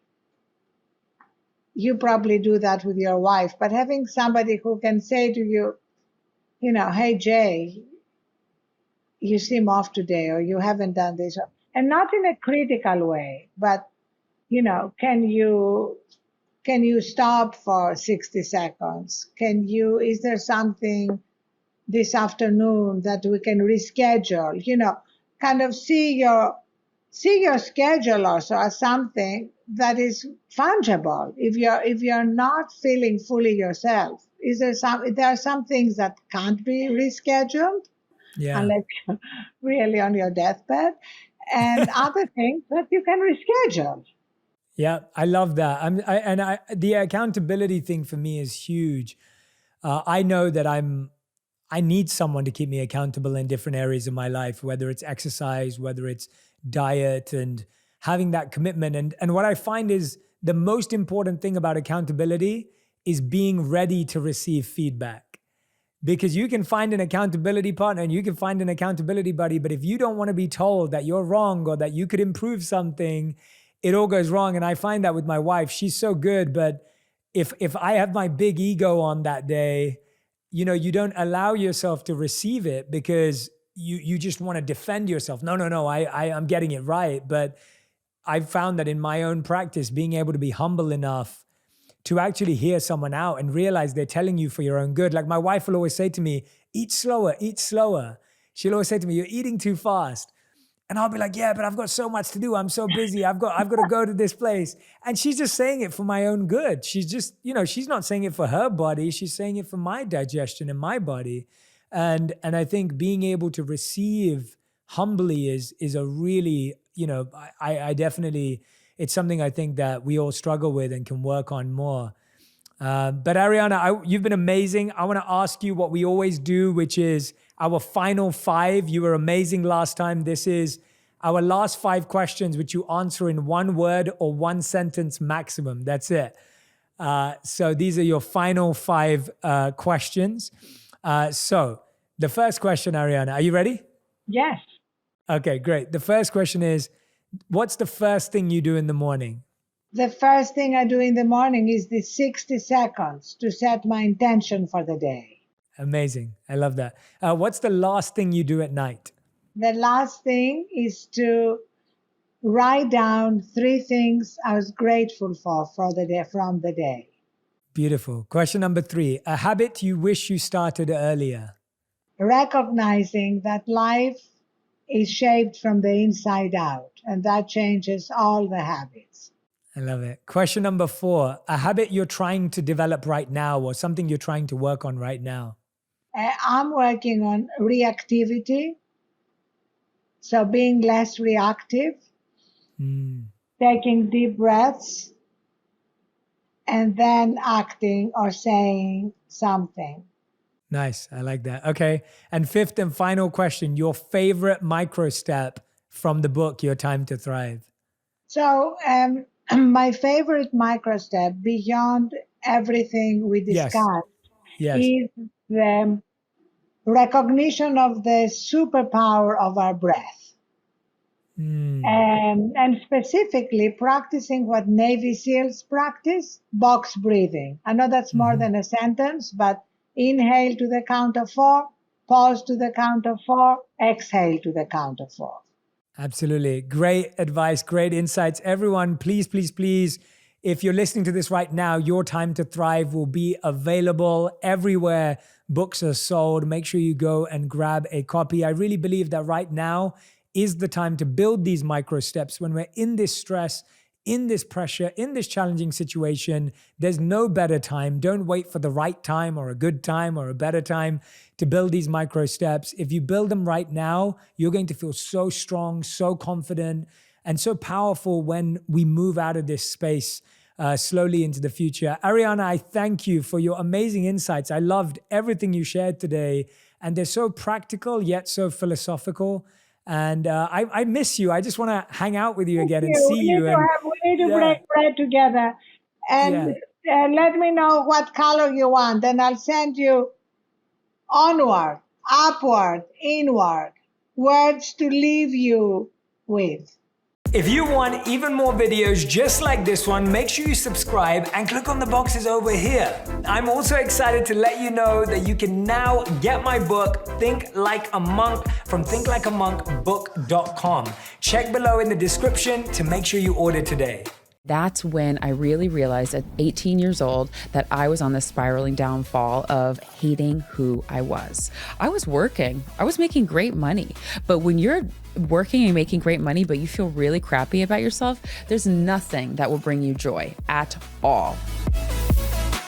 Hello, everyone. Welcome back to On Purpose, the #1 health podcast in the world. Thank you so much for being a member of this community. Thank you for committing to self, work, love, and life every single week. And I have this commitment to all of you. You take time out of your day, whether you're walking your dog, whether you're on the way to the gym or at the gym, whether you're at the work or you're commuting back home, you commit to taking your time for being here. And I commit to you to bringing guests who can truly transform the way you live, work, and think. And today's guest is absolutely incredible. She's someone who's become a recent friend. I'm excited to get to know her more and more every time we're together. And she's someone who's not going to disappoint. She doesn't really need an introduction, but I'm going to give her one anyway because she liked the words that I had on my sheet. But her name is Ashley Graham. She's an incredible supermodel. She's breaking barriers through body activism, and she's a style icon and designer. And she's the host of an incredible show on Ellen Digital Network called Fearless. Ashley, thank you so much for doing this. Hi, Jay. Hey. So happy to be here. I'm so grateful to have you here. Thank you for having me. Yeah. Hi, everybody. I love it. And I'm so glad because we literally met, I think like a month ago. Yes, at the Ellen DeGeneres like kind of launch. They have their, what is it called? The upfronts? Upfronts, that's it. Upfronts in New York. Yes. And you're launching season 2 of Fearless. And I was already a fan of Jay Shetty. I was already following you. It was already the thing. And you weren't following me yet. That's okay. That's not But true. we're friends now. No, I'm just kidding. But it was so nice. And then we had a nice, really great lunch. And here we are. We did. And I actually didn't know this, but I told her that day when we met, I was like, Ashley, I've been stalking you for a long time, actually, because I saw you speak at the Forbes 30 Under 30 event in Israel. In Israel. Yeah, exactly. So I'd seen you from then. And then we bumped into each other at UPW in LA. Yep. And then we met here. And actually, this is what really impressed me about Ashley. She was attending the Met for like the 25th time or whatever it is. Third, right? Third, but so she was attending the 25th, Met. third. And everyone that week was telling me how busy they were with the Met and getting ready. And then Ashley's like, do you want to do lunch one day before the Met, like before a fitting? And I was just like, here's such an awesome human who has time to have lunch. And I don't mean know, that. Jay. I really think that people just want to be like, they want to get their relaxation in before the Met because it's such a crazy day and evening. Sure. But I always have time for lunch. Yeah. Always. Well, thank you. And you looked amazing at the Met. Thank you. Loved It was your so much outfit. fun. Dapper Yeah? Dan really did a great job. Yeah, it was incredible. It was amazing. Well, I loved it. Today, I'm excited to dive into your journey, your story. I can't wait for my audience to learn more about you and fall more in love with you as well. Aw. So really, really excited to do that. And I want to start where it all began for you and being spotted at a mall. I know. It's so weird. I think, so that's really where I was discovered as a model. But if you take it back and you go back to like how I was raised, I'm from Texas, Atlanta, Arkansas, New Hampshire, and Nebraska. My dad was a business consultant, so we moved around a lot. And every time he got a better job is when we were moving. And from there, I mean, my mom, she was raised as a farmer in a farmer family, and my dad was low class, working class kind of family. So when they raised me and my sisters, it was really about like being humble, working hard, and when you start something, you finish it. So when I was in the mall and the scout came up to me and said, "Hey, do you want to be a model?" It was another opportunity that my mom and dad saw as something like, oh, maybe she'll like this thing. Because I didn't love basketball. I didn't love soccer, volleyball, because my mom and dad also played a lot of sports. They just kept putting me into sports. I also was not artistic at all. Like these are just, it's like I wasn't good at anything. And then modeling came about and they were like, let's try it. And next thing you know, it just kind of all stuck with me. And I went through what someone might call like a modeling school, but it was kind of like this expo where they put you in front of many different agencies and you kind of have to prance around and like, I don't know, show your stuff. And an agency liked me and signed me. And it was just like all very surreal. I had no idea what modeling was. I didn't know what Vogue was. I didn't know what pretty meant. I knew like what being being the most popular in high school or middle school was, but I did not know what beautiful was until I got into this industry that dictated what beauty was. And then that's when it was like a whole new world for me. And I moved to New York at 17. I had modeled all through high school and I traveled the world. And even when I got home from Paris a lot of the time, my mom would still be like, you have to mow the lawn, Ashley. Like, this is how I was raised. It was like very humble. She's like, I don't care how much money you just made. It doesn't matter. You still have to babysit your sister. So I was like, okay, great. Well, thanks, Mom. Everybody in Paris loved me. But it was interesting because it was like two different parallels of what beauty is. At home, my mom raised me to believe in myself and that my exterior had nothing to do with my worth. And she raised my sisters the exact same way. She never looked at herself and degraded herself in front of the mirror, never said she needed to go on a diet. She was very strong and adamant about those things. And that kindness was the most beautiful thing that you could wear. And then I'm in this world that is only based off of your exterior, that is about your worth with your size, hip measurement, with how beautiful your hair is, what your eye shape is. You're not supposed to have a voice as a model. There's so many, it was just very strange to me. So I knew who I was from my mother and my father growing up, but then I had to conform to an industry that I wanted to fit into. And, the reason I think I wanted to fit into it, because it was a whole new world. It was like tasting a new piece of candy. It was, people offered, obscene amounts of money. They offered you to feel like you were in. They offered you the opportunity to be cool. And those are things that I had never felt afforded. And now it's like, oh, do I want those things? What do I have to do to get in? And you start to see yourself kind of make changes in your own belief system to fit into an idea or an ideal that was set that doesn't need to be. And that's exactly what happened. It was just kind of this like messy spiral downfall where I had to catch myself really quick before I fell into it. That's so powerful though, that you had this incredible upbringing. Thank God I did. Yeah, like your relationship with your mother and just how she spoke to you about beauty and your family. And I think that that's so unique and rare today as well, because I know a lot of people who'd actually say, because of the way I was raised, that's where a lot of my insecurities come from. I know, because as opposed to their strengths. I talk to a lot of moms and I always tell them, like, how are you speaking about yourself in front of your kids? Oh, wow. Because that's how your kid is going to actually think of themselves, because they know they're a product of you. Yes. Whether they're adopted or whether they are actually physically yours, there is no way that they're going to look at themselves any differently. And I've seen it in all spectrums with mothers that have never said anything bad to their parent or to their kid, but have talked very badly about themselves, and you see the product of the child. And, and I've met people who their parents have talked really poorly to them, and they're some of the most confident people. So, yeah, it can go either way. It really can. It can go either way. But how did you, tell me this, because I think you're someone who at such a young age went through so many huge transformations, so many huge transitions, right? It can't be easy being spotted, traveling all over the world, making all this money, being signed, all of this at such a young age, being brought into this huge industry which already has expectations. How did you start watching yourself catch yourself? Like, how were you able to notice when things were going too far? Because I think a lot of people miss that when they start working for a new company and they start fitting in, or they join a particular business school or university and they start fitting in, or whatever it may be. For you, you did it in the most extreme sense. So I'd love to know. Of course. So just being thrown into an industry that, like you said, it's the money, it's the travel, it's the experience.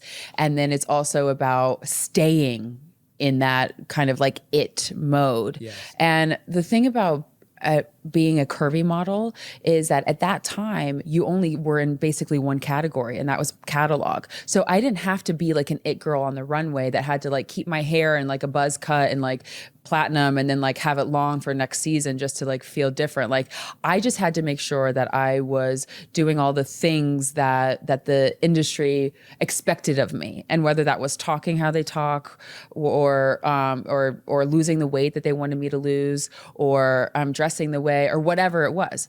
But the thing is, because I was raised in a very Christian upbringing, and because I was raised with such understanding of my worth, and except for I wish my mom and dad would have talked to me about sex a lot more. I really do, because I knew who I was.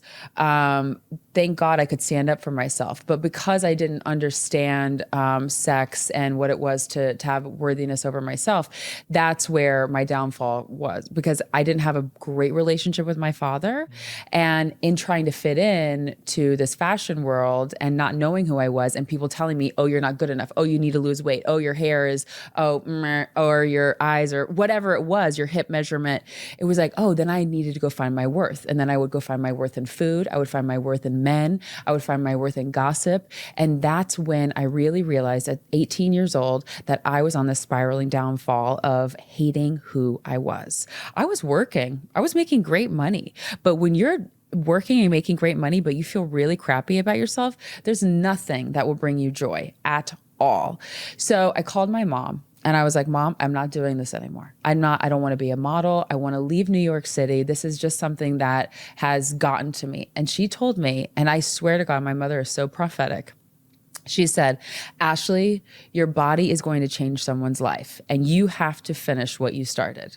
And I was like, I have no idea what you're saying, lady, but I'm going to listen because we're supposed to listen to our mommies and daddies. And she said, I'm going to come up to New York and I'm going to spend some time with you because I was really just going through a hard time. And she told me, she's like, okay, you have to start going back to church. I was like, what? I don't want to go to church, Mom. But you know, when you're raised in that atmosphere and then your mom is like, okay, this was her rule. Like I only had to go to 5 churches and one time and just to feel it out. And the first church I walked into, I saw 3 people that I had known from my church in Texas that I had gone to. And it was like this, it was like a sign. It was like, wow, I see family in this church. So I started going to this church and I finally found like a community. And it was like outside of the modeling industry. It's like I had my whole life wrapped up into these people who didn't know me, who didn't want me because I wasn't fitting into an ideal. So then I started making friends outside of it all. And it's like I went back to my roots. I went back to who am I? And thank God I did because it took me out of that nasty feeling of not feeling worthy. I stopped having sex. I was completely celibate after that. I started actually doing affirmations, and it was something that my mom talked to me about when I had no idea what they were. But she said, because we are Christian and we really believe that words have power. And I know that this is like many people that believe this, but it's like one of the biggest lessons in the Bible. And so she broke it down for me and she was like, if you keep calling yourself ugly and fat and not worthy and all these things, then that's exactly what you're going to be. Yes. So she said, change your words. And that's what I had to do. And it really helped me as well. And it was the words that I made for myself were, I am bold, I am brilliant, I am beautiful, I am worthy of all, I love you. And I love you was the hardest one of them all. And it wasn't like I just said these things and overnight it like bada bing, bada boom, like, oh, I'm a Miss Confidence. Yeah. It was inner work. It was outer work. It was dedication to knowing that I could change the trajectory of my future by having these words be my truth. And having these words be my truth has now enabled me to tell my full story and have other people's stories come out and talk to them about what affirmations are and how your words are really killing you. So thank God for Mom. Yes. She really pulled me out of a lot. Yeah. It was really great. That's beautiful. What an incredible relationship to have. That's awesome. And I thank you for sharing so openly as well, because I think so many of us start to validate ourselves through a partner, yes, right? Through men or women, yes, through food. Yes. We start to validate ourselves through all these different ways and we don't even know we're doing it. Mm-hmm. And so to hear you say, I'm sure a lot of people listening and watching right now are going to be like, God, I've done that too. Yeah. And I was sharing just literally, you've hit it for me 2 weeks ago when I was doing Red Table Talk with Jada. I talked about that, how I would find my validation in how I treated women. So it wasn't even what I got from them. It was just like, if I could show off how amazing I was during my teens, then that would make me feel more validated if they were impressed by me. I know. And I think we get lost in this web and we're just weaving this web and you're just getting more and more lost and trapped and you don't even know. And you feel so empty. And you feel so empty, even if you're externally successful and ticking all the boxes. Doesn't matter. It doesn't matter. And the fact that you broke through it, because I do feel that, and I said this to you when we met, you've literally shifted an industry. Like you have changed the industry from the way I view it and from the way I experience it and from the way so many other people experience it now. And Thank you. And I mean that. And the fact that you've been able to go from a place where actually all of these things were forced upon you to you now having a really powerful voice, right? Being able to share all these messages around it. I think that that's a transformation I'd love for you to walk us through. Yeah. Because I think that's the story of everyone. Like your story is the story of everyone, maybe not as extreme, Right. but everyone who feels like, yeah, you're not good enough. You're not going to be able to do that. That's not possible. Or it doesn't work like that. Right? And then being able to break that. And I love the affirmation point you made. So let's start with that journey of transformation. I want to hear about how you did the work because I know you have. Oh my God. And it's like, how do you get to the point of looking in the mirror and saying, I love you and meaning it? Yeah. Because I agree, I love affirmations too, but you have to feel. You have to know, Yeah. you have to know it in yourself, right? And it's one of those, it's really, it's a lot of inner work. And for me, understanding that quiet time in the morning and meditation and prayer is like, it is the thing that will get me through the day. I will wake up, I will feel terrible. I'll feel my mind will be foggy or whatever, but that quiet time in the morning, whatever you choose to do with it, that is your time. And it is so precious to me. So that has been something that has been a staple for me. The affirmations, I mean, I say them in the car before I walked up here. I was like, I am bold, I am brilliant, I am beautiful, I am worthy, and Jay and I are gonna have a great conversation. You know, it's like one of those, it's just in me now. So I don't have to recite it constantly, but everybody's affirmations are different. Just to wrap up the affirmations, but everybody's are different. And once you make yours and you say it, write it on your mirror, write it on a paper, like actually physically write it, type it out if you love to type, like whatever those things are for you so that you can embody it. And they can change over time too, which I think is very important. So as you were saying, like that I have your words that I've changed an industry, it's hard to go back and be like, when did it all begin? Yeah, I can imagine.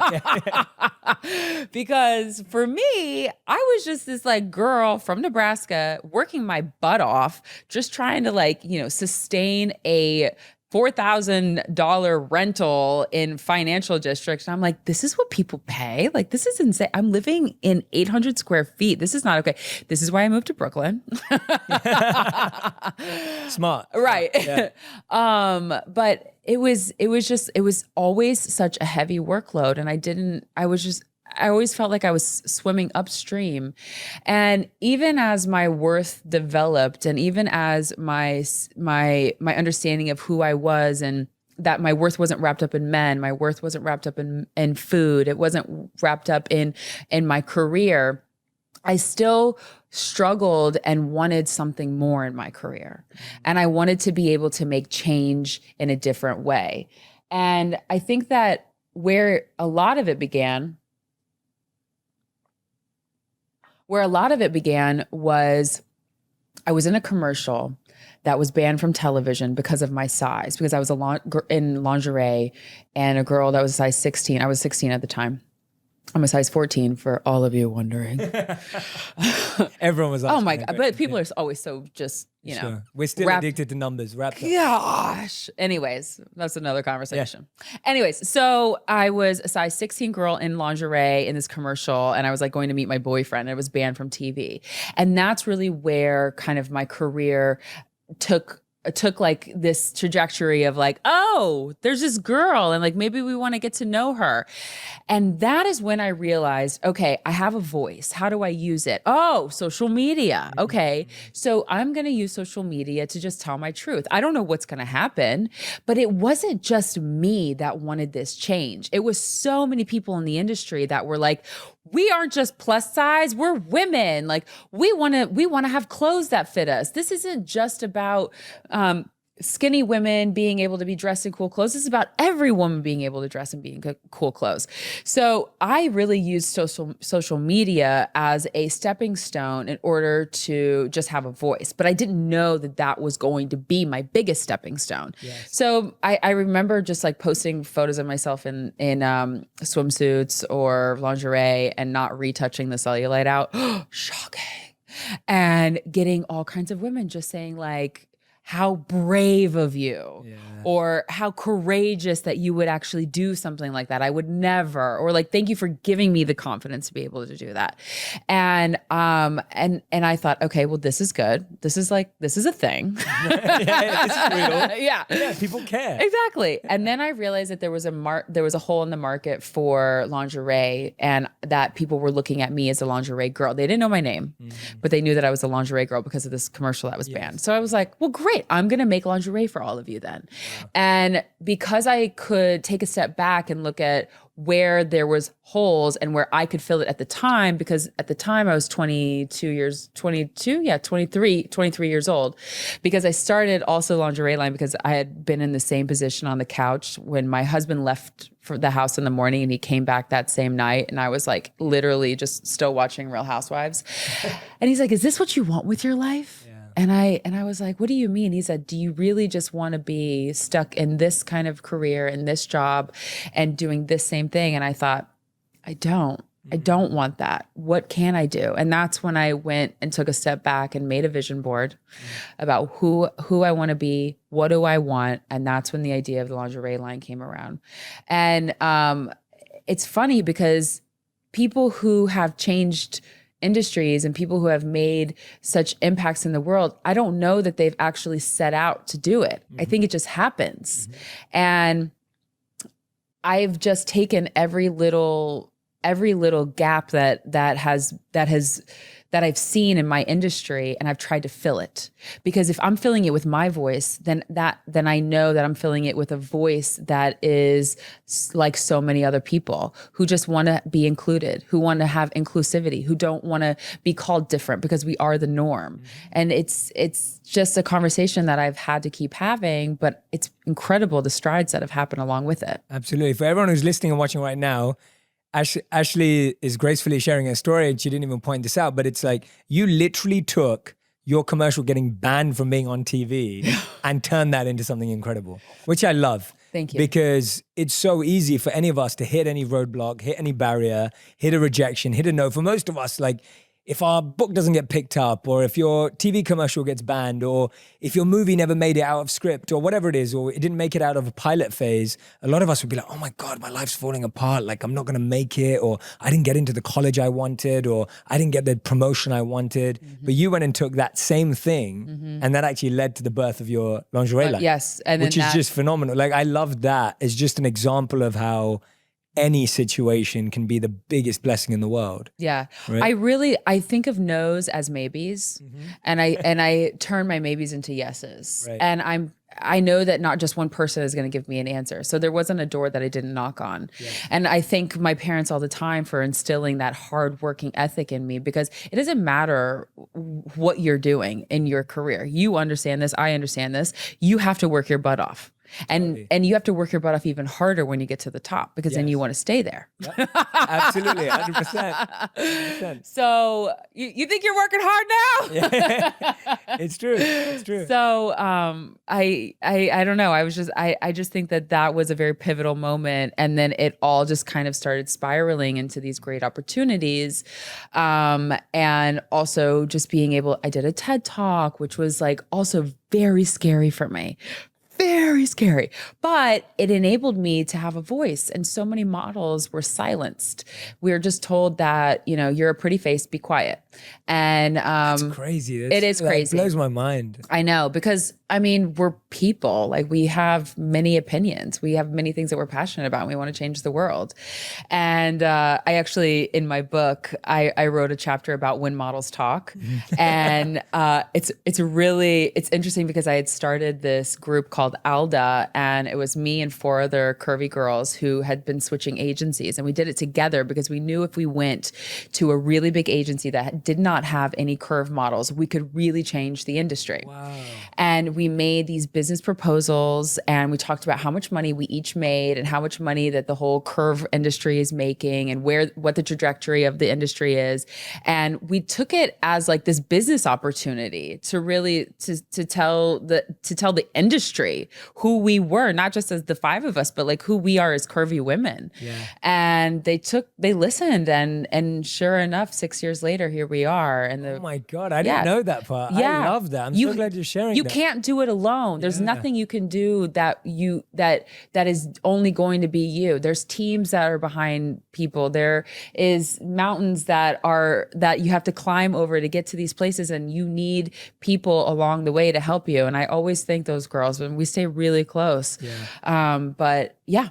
Yeah, no, I love that you brought up that point. I was sharing the other day that I feel like so many of us, when you're starting in a space, you look at everyone else as your competitor. Right. And you're like, okay, who's winning in this space? What's my competitor analysis? Yes. Right, like, oh, she's number 1, I'm number 10, or whatever it is. Yes. So actually, what you've just shown is this beautiful example of collaboration, right? Collaborators and seeing everyone. And I remember when I first started making content, for me, it was the same. I was looking at every content creator as someone I could potentially collaborate with. And I would literally write to everyone and just be like, hey, I really believe that we need to share these messages. Why can't we support and share with each other? And a few years later, I've seen the growth of all these incredible other platforms. And we all work together in the same way. So I love hearing that because I think so often we feel alone and we choose a lonely path when we don't need to. Right? No, it's so true. And especially in the fashion industry, everything is a competition. Yes. And it's about the Instagram followers, who's got covers, who's in the campaigns, who's on the runways. And it was really groundbreaking for people to see us all band together. And even the agencies were shook by it. They were like, oh, you told each other how much you make? Like, how dare you? Exactly. But we had to, because we wanted to make sure that we were making the right decision. Yeah.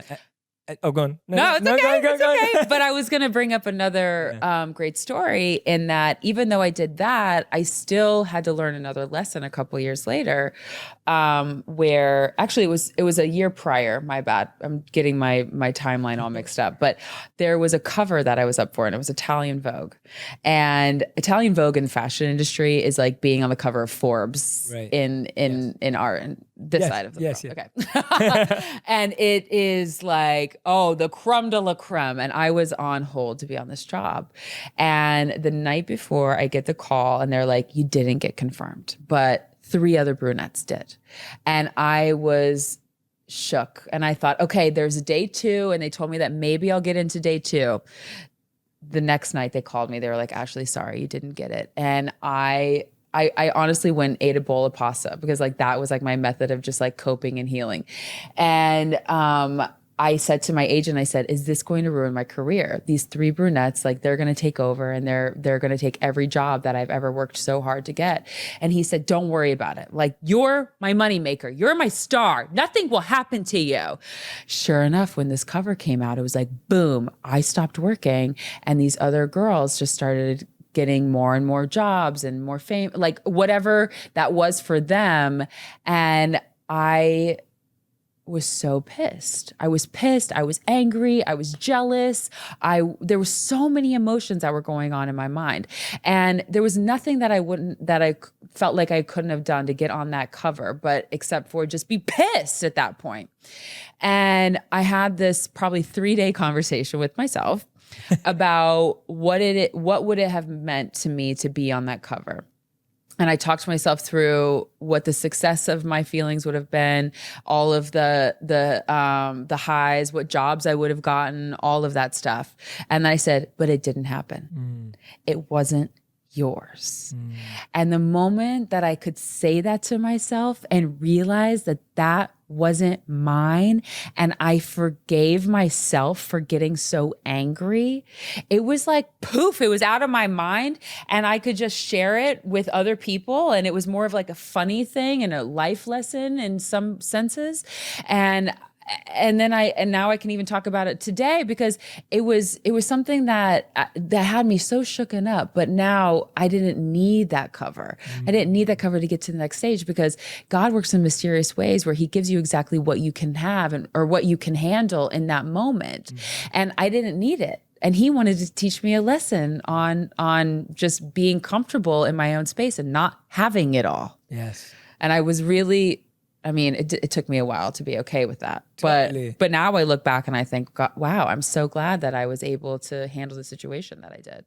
Yeah. Thank you for sharing both human aspects. Yeah. Like I'm glad that you told us about that side too. Yeah. And thank you for sharing both stories. Like the first story showing collaboration, community, coming together, but then actually showing on the flip side of course, we all want to win. We all want to do well. Exactly. And we will go through moments of feeling extremely angry, extremely upset. And I love that you said you had a 3-day conversation with yourself. Yes! Which I think is awesome, by the way. Like, I think everyone should set more meetings with themselves on their calendar, right? Like, our calendars are full of meetings with other people.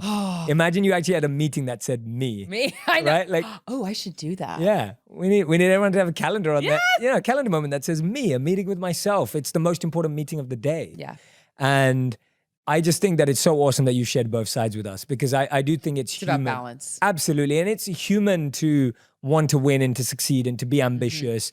How were you able from that point on then to proof it's all disappeared? You're not feeling that envy and that pain anymore, but to pave a new path for yourself and to notice, as you said, in your words, God's plan of paving a new path and a new lesson for yourself. How were you then able to open up to that opportunity? Well, I think then I just had tunnel vision, and that I didn't have competition. It was just everything was about what am I doing and what do I want to see? And it's been really great to be able to work with people. My team is incredible, and be able to come to them and say, okay, this is what I see that needs to happen in my career, but this is also what I see that needs to happen in the fashion industry. And how can we fill the void? And how can we fix things and change things? And it's been really great to be able to work with designers like Prabal Gurran and Christian Siriano and Michael Kors and just be able to have natural conversations about like what's really happening in the industry, but then also to have the confidence in myself to be able to do those things. And I think now is the time. People want that change, and the body positive, the body inclusivity conversation has just blown up. Yes. And now more than ever, we're seeing women and men, honestly, which has been really cool, of all shapes, sizes, ages, colors. I mean, name the gamut. It's like inclusivity is like really where it's at. Yes. But staying true to who you are is easy when you know who you are. And I think that I'm 31, and through my 20s, I had to really get to know myself. And I had a lot of like what felt like maybe a carpal tunnel, because I was just writing a lot about journaling, about who I wanted to be, what my goals were, and all these different things. And when I look back at those journals, I laugh because I feel like I was so immature. Like I really like wanted such little things. Oh, wow. So bad. So, yeah. Like I really, like I look and I think, wow, I was so close-minded, but I'm so glad that I have that proof to myself how much I've grown. And it's nice to look at the fashion industry and say like, wow, things are really moving, and then be able to look back at the journals and be like, wow, I mean, it's just incredible to see like the maturity of like everything all at once. I think that just really knowing who you are and getting to know yourself is really key in whatever industry that you're in and whatever mountain you're trying to move. Yeah, absolutely. So well said. So well said. And I think one of the things that you're really raising that's important to me here is this principle of we think we have the grandest and biggest plans for ourselves. And then the universe, God, whatever you want to call it, comes and gives you something way bigger. Way bigger. And you just had to stay on that path. And every delay really has a blessing. Yep. But you've just got to be able to wait and be patient and consistently keep pushing and working. And I think so many people just get off the path before you're actually revealed that, hey, wait a minute, like your ideas were good, but they were much smaller and there's better things in store. You have to believe in yourself. Yeah, you have to believe it. No, I love that. And you're so right. If you don't know who you are, you can't keep hold of that. And you've had your fair share of the negative comments too. Like when you posted when you started to post more transparent, authentic images of yourself. And I love how you have this thing called teachable moments for your haters. And I want you to tell our audience about it, because I think so many of us, like, you don't have to be a supermodel or an influencer or a creator to be worried about trolls and negative comments. Everyone gets them. Yeah. Whether you get 1 or you get 1,000 or you get 100,000, we all get them. So tell us about this teachable moments. I love it. So for me, I think the natural human reaction would be like just to have anger back. And what good would that do? No. It's not going to do anything for me or for the person receiving it. So I always like to think of it as, like you said, like you quoted me already, a teachable moment, because not everybody understands where you're coming from. Not everybody understands why you're posting a photo that you are or whatever. So if somebody wants to write something very ignorant, like stop making fat look cool, you're going to kill somebody, then I can write a message back saying that, well, first of all, fat is necessary for a body, like in order to live. And thirdly, I'm not making fat also can be cool. And if you want to call me fat, great. I'm not offended by that word. And just having this like conversation and like break down what that person actually said, because a lot of times that person behind the keyboard is already so broken. We know this. Yeah. But I also like to have these teachable moments like that for the younger generation that's watching, because I want them to know you can stand up for yourself and you can do it in a polite way. Yes. You don't have to say, something negative and ugly back. You can say, oh, thank you so much for, identifying the fact that my cellulite is out today. Thank you so much. And it's just like, who cares? Yeah. But that's also, in this generation of Instagram, I'm so glad I wasn't raised in so young in that world, because there's so much wrapped up in a double tap. There's so much wrapped up in a comment. There's so much wrapped up in the followers. And I don't care how many likes I get. Like that to me doesn't ever bother me. I just always want to make sure that I'm replying to some of my DMs and my comments to make people know that like, hey, I see you. Yes. Like that's all that matters. And if they see that I have, quote, clapped back in a teachable way, then so be it, because I think that that's how we should be clapping back. Yeah, absolutely. And I think you do that in an awesome way. Tell me how. Wait, what are negative comments that you get? Negative comments. Yeah, because you're not showing your cellulite. Okay, no. I'll tell you one of the first ones I got, which I'll never forget because it was genius. I thought it was hilarious. So it said like, I bet he has a wind blowing machine for his hair to fly like that in the videos. Oh my God. So like someone literally accused me of like, and I was like, wow, that's such a good idea. But I was just outside. That was like one of the first videos I made. I didn't have a team. It was one guy with his camera and me. It was a super windy day in London. Oh. And I'm sitting on this rooftop and literally my hair's flying. The sound was really good, right? The sound was really good. I saw that interview. Yeah. And it's just like, so that was one of them that I got. I think, so that's something common I get is something based on, again, it's always physical. A lot of it's physical. Exactly. And I'm like, okay, I can laugh at that. That's funny. That's cool. And then often I'll get things like, oh, well, it's easy to say. And then again, that's a teachable moment too. And I'm like, yes, I know it's easy to say. I get it that you're really going through it. But this is at least opening the conversation. Like, how much can I share with you in a 3 to 4 minute video? Exactly. I'm trying my best here. And that's why this podcast, conversations like this are beautiful opportunities where we're really diving into so many of these themes in depth. Yes. With someone like yourself who's going through it in an extreme way. Yes. And so for me, the 3 to 4 minute videos have been windows for people to come into a bigger, deeper conversation. And so I'm open about the fact that I can't answer everyone's problems in 4 minutes. And I'm not trying to either. Right. I'm just trying to start a conversation. And that's what my videos were about. It's how do we start a conversation about these themes? I believed, when I started making content, I believed that people are having these conversations offline in their personal circles or on their own, but no one was having them online. Right. And so I was like, how can we urge and encourage more people to feel comfortable and confident to have them? Yeah. So yeah, I get those. So hey haters. Hey haters, yeah, hey haters. Teachable moments, I love it. But one of the things I really want to ask you this, and this is something I ask a lot of people whose industry or career is based on an external accolade or award. In your case, for example, getting a magazine cover, like you said, Italian Vogue. Getting a magazine cover is a big deal, right? For a model, it's huge. I mean, that's kind of proving like progress in one sense. How have you stayed in love with the process and motivated every day rather than waiting for that release of a cover to validate how you feel about your career and yourself? Because I think everyone today has this, balance between like process and result. And I'm asking that to a lot of people at the moment. I just think yours would be an incredible answer to have because your career is based around an external validation in one sense. So the question is about like, how do I, oh wait, what were you going to say? Yeah, no, I can explain it but you can repeat it. No, but it's about like the process of getting to that cover and like, then getting it or not. When I meet you, And of course, I'm meeting you at a time when you have made shifts, you are very successful, etc. But still, I see you as someone who's happy. I see you as someone who's content. I see you as someone who's excited and bubbly. And, I see all these good qualities in you. And I'm guessing that you don't live for the cover.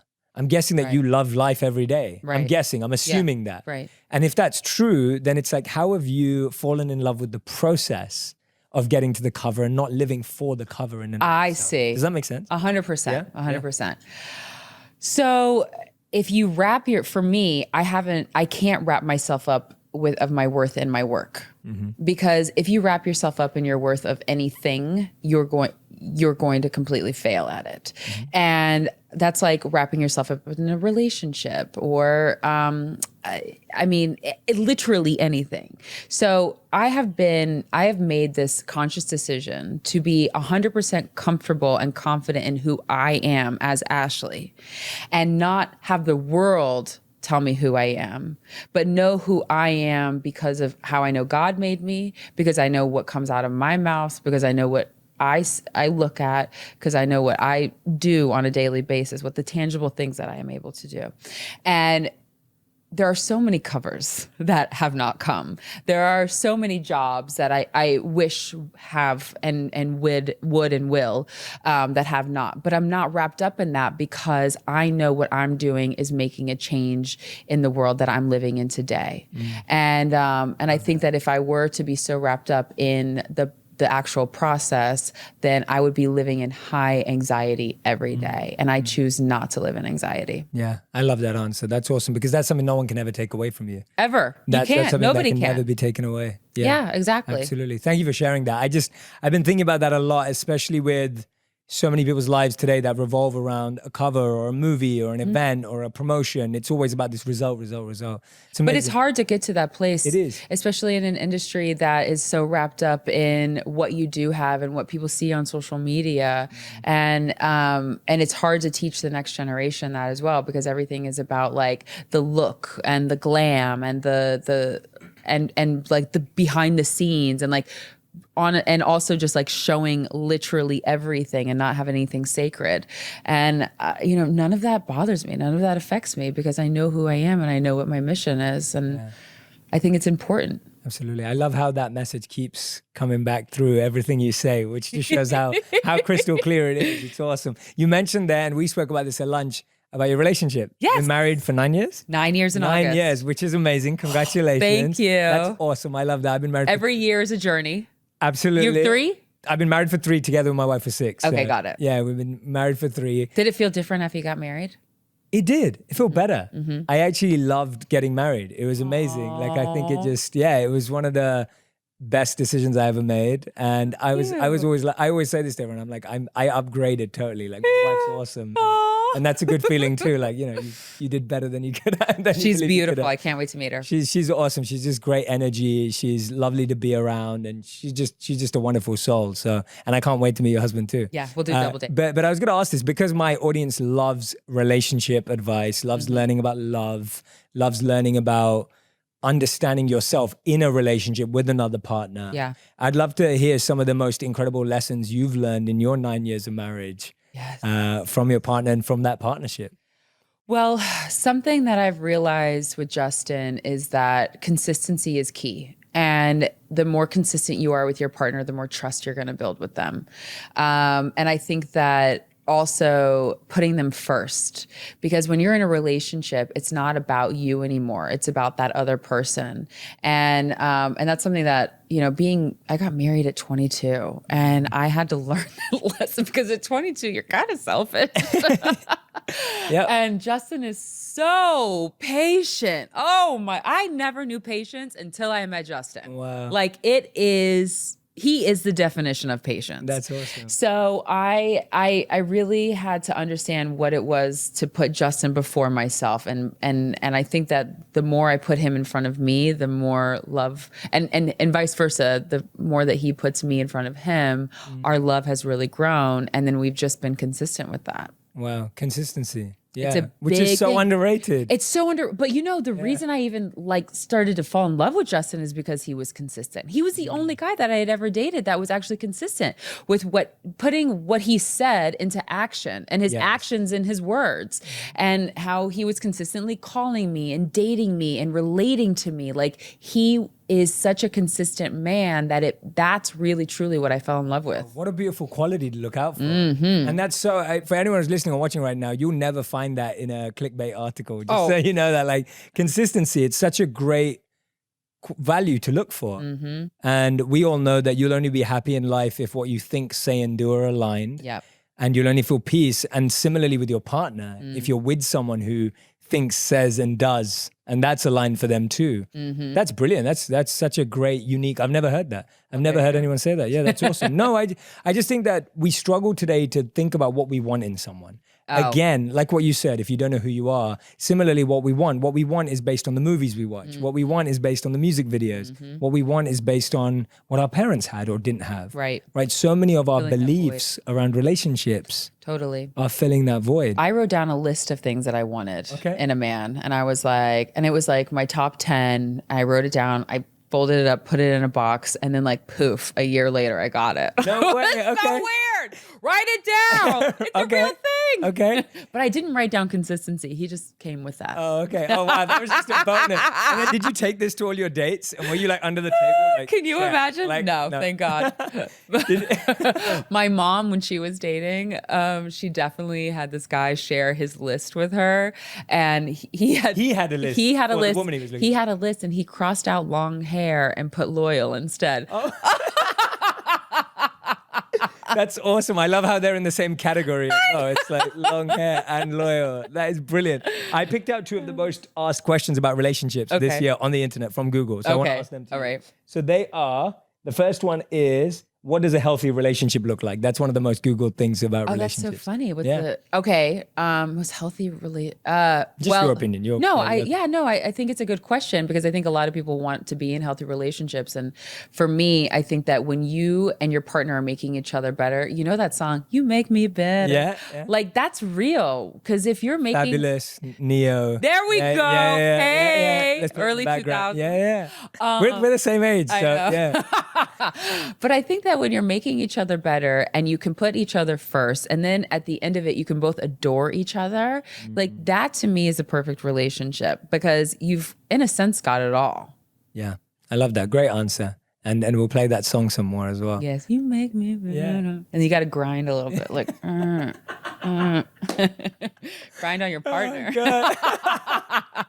Wait, I'm just thinking of Fabulous and Neo grinding each other. No. I mean, you never know. Maybe, yeah. Sorry, Fabulous and Neo. I don't know either of you, but not putting that on you. The second most Googled question was, how can you build trust in a relationship? Consistency. Okay, yeah. Oh my gosh. I mean, I think trust in a relationship is something that that is built over time, but that, you talked about how your actions, your words, and what was it? Your thoughts all have to line up. But what I've always understood is that if your actions will always speak louder than your words. And you can say that you want to do something and not actually do it. So if you're doing what you're saying and you're saying consistent with that, then you're definitely going to build trust. 100%. That's it. My husband and I trust each other so incredibly that it's sometimes we don't see each other for a couple weeks, and it's, we do a quick check-in text message every day because that's a rule of ours. But that's it. Because we just trust each other. Yes, absolutely. Yeah. Love is a verb, not a noun. Yes. That's right. You have to show it. And that's why I think so many people get lost, because you can have an abusive relationship where someone says, "I love you," because we think love is a noun. Been there, done that. You hear love, but you don't feel it. And then you can be in a relationship that's, ownership. It's not a partnership, it's ownership. Someone feels like they own you, but they say, "I love you." And again, but when you realize that love is a verb, you can then very quickly judge whether someone actually loves you or not. And love is a verb, y'all. Yes, love is a verb, not a noun. It's so easy to get lost in just hearing the right stuff. And if we've never heard it before, it sounds intoxicating, right? It's amazing. It's such a wonderful feeling to hear that you're loved, even if you're not feeling it. And I love that way that you're talking about how actions are louder than words ultimately as well. That's the same point being made there. I love that. And then the third question I had about that was, what's the best relationship advice you've ever received and who was it from? I know you probably say your mom. So no, it's not this time. Okay. No, I mean, sadly, my mom and dad's relationship only lasted 26 years. And I think she learned a lot. Wow. I learned a lot from her divorce as well. But my grandmother actually told me when I got married, she goes, Ashley, choose your battles. Not everything has to be a fight, and not everything should be a fight. So if you feel that this is a disagreement, don't make it into a battle. Just handle it right then and there. Yeah. And that's what I choose to do now. Justin and I don't even fight. It's like, and if we do, we're just like, this is what I think. No, this is what I think. Well, are we going to choose to disagree, or are we going to actually get down to the nitty gritty of it? Okay, great, done. And we don't go to bed mad at each other. Yes. Have you ever gone to bed mad at your wife? No.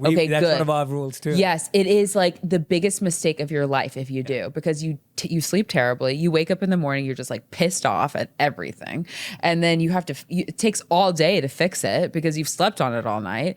Don't go to bed mad at each other, people. Yeah, no, it's great advice. It really and I love that you said this. Rules. Like you said, one of our rules is when we're away from each other, we message each other. Yeah, we have a few rules. I'd love to hear them. Yes. Yeah, please share. There's that. We have to check in at least once a day. Yes. We don't go longer than 2 weeks without seeing each other. Amazing. Because that's like, for us, it's like the breaking point. Yeah. And we always respect each other, even in a fight. If there's a fight that breaks out, it doesn't matter. We have to respect each other. I love that.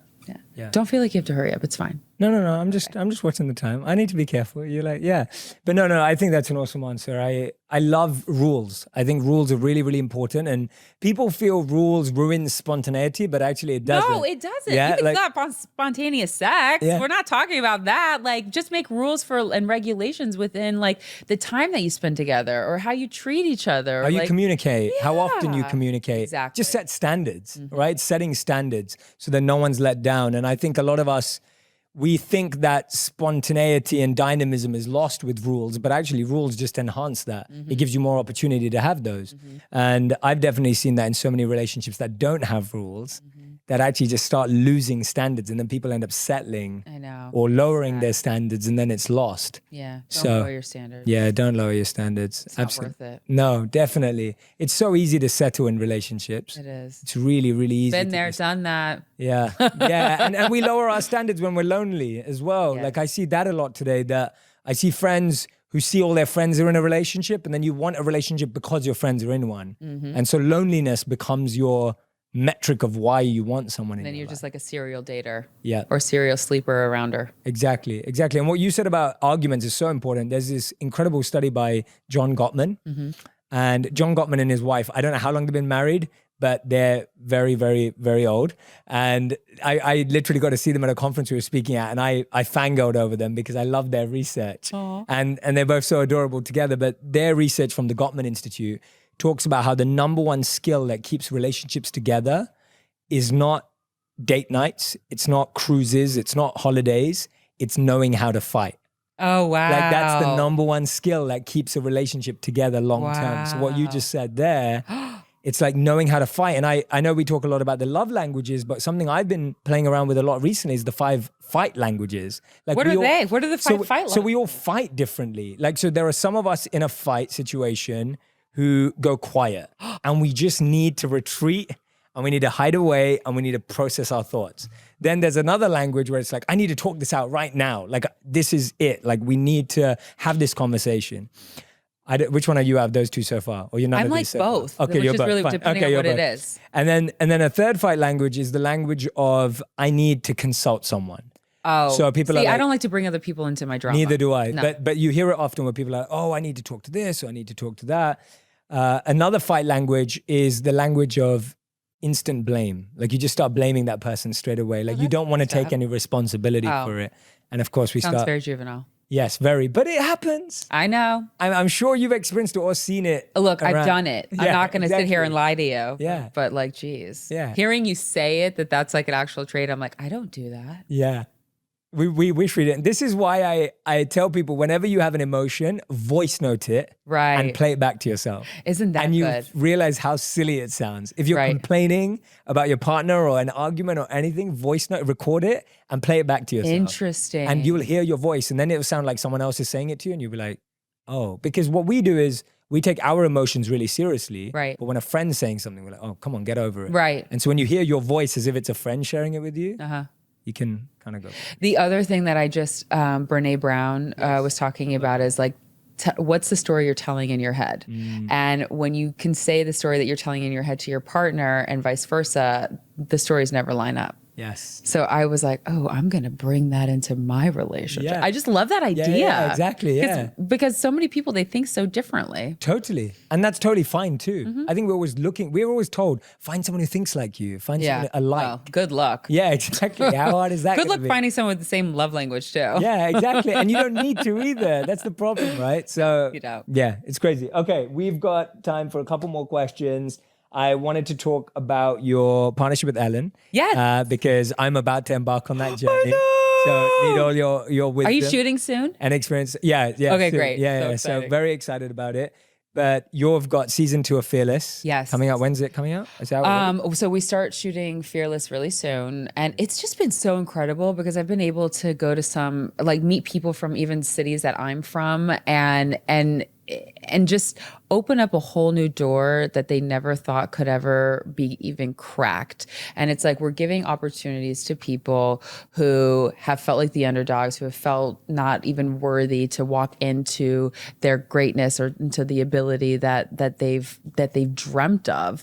And being able to work with Ellen and her team has been this like incredibly eye-opening experience that I've absolutely loved. And just seeing people's lives change right before your eyes is also just, You've got people in tears. Like it's literally There's no like words. every It's episode. It's like yeah, it's a sound. It's like, So it's been absolutely amazing. yeah. I've had so much fun. You're going to have great Yeah, it's been beautiful to watch too. I feel like the emotion that's captured in season 1 is just unbelievable. Yeah. Like you're seeing people literally like break down, having fall to their knees or just fall in people's arms. And Ricky, who transitioned, that was this like incredible moment. He had never met a trans person before in his life.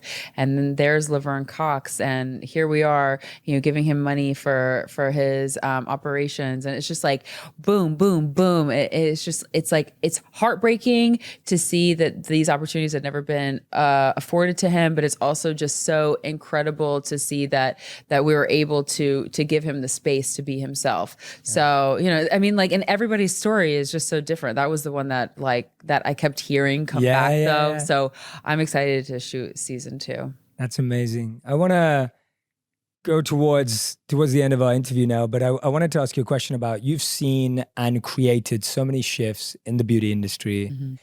Which ones are you really happy about that have changed? And which ones are you still trying to change? Well, what I really want to see change is that we don't have to have this conversation anymore, that everything is the norm, that inclusivity, diversity is the norm.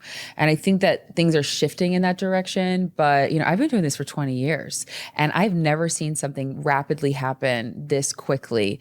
And it feels like this wild success within the fashion industry, which I'm so excited for everybody that's been a part of the process.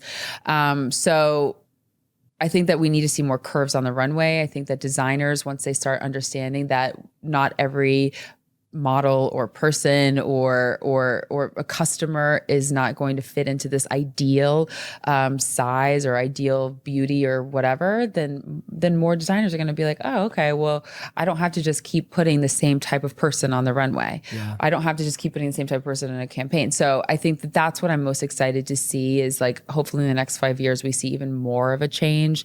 And, you've seen the industry change. There's a model, her name is Paloma Essler, and she's been doing incredible editorials that women that look like us, that have our bodies, have never been afforded before. And there's so many designers like the ones that I had said before, Christian, Prabal, Michael, that are just giving so many opportunities for curvy women to be able to dress themselves in cool, comfortable clothes. And so yes, there's a long way to go, but we have come so far, which is also so great. Yeah. And I love that you've been such a huge part of that. Thank you. And to be able to sit here and have this conversation with you. I think we should celebrate that because it's going to take, I hope that this interview is going to inspire more people in whatever space you're in, whatever industry you're in. big or small, like it doesn't matter about the scale, but it's about starting to have a voice, starting to make that shift, starting to stand up for what you believe in. Stand up. What's important. Use your voice. Yeah. And that's in any industry. Absolutely. Awesome. So we end every interview with a final 5, which is a rapid fire, quick fire round. We do it in Pretty Big Deal too. You do. Answers are only 1 word or 1 sentence maximum. Oh God. Okay. Yeah. So are you ready? Yes. Do you want to wait? Do you want to talk about anything else that we haven't talked about? Exciting You want to things? talk about Pretty Big Deal? Yeah, let's talk Okay. about Pretty Big Yeah. Deal, because I know we're going to do it when you relaunch. But you're yeah, gonna let's come talk on about Pretty it. Big Deal. Yeah, exactly. So Wait, that's the trade, right? Yeah. No, yeah, that's why we're doing this, right? Like we're only doing this because she's having me on. No, I'm excited. But yeah, So yeah. season 2, Pretty Big Deal. When we had our lunch and you were explaining your process of how you shoot your podcast, I was like, Eureka, I've got new ideas. So I'm excited for season 2, Pretty Big Deal to come out. And, I wanted to start the podcast because first of all, models aren't given the opportunity to have a voice. And That's such news to me. So having never been in the modeling industry, it's so interesting from a complete outsider. yeah. Like to hear that and be like, what? How can we ever not give someone a voice? But I get it. Yeah. I get it. We're Yeah. just supposed to be clothes hangers and Yeah. just be there and be pretty. God. Wow. So, and I've always wanted my own TV show, and I've always, felt like, I'm a personality. Like, what can I do? But, it's not like people are just handing out TV shows. So I was like, you know what I'm going to do? I'm just going to go make my own podcast, because this is the generation, like our generation isn't going home and watching TV anymore. We're Nope. we're on the go, and we're very busy. So we're listening to podcasts, we're watching YouTube, and it's something that I was like, that's my audience. I'm going to go with them, and I'm going to talk to them about issues that I've felt very passionate about, talk to them with people that have changed my life, who have been inspirational in my career and in my just my growing up. And I've felt really great about being able to just share all those different stories with my audience. Yeah, that's awesome. Who were some of your favorites from season 1?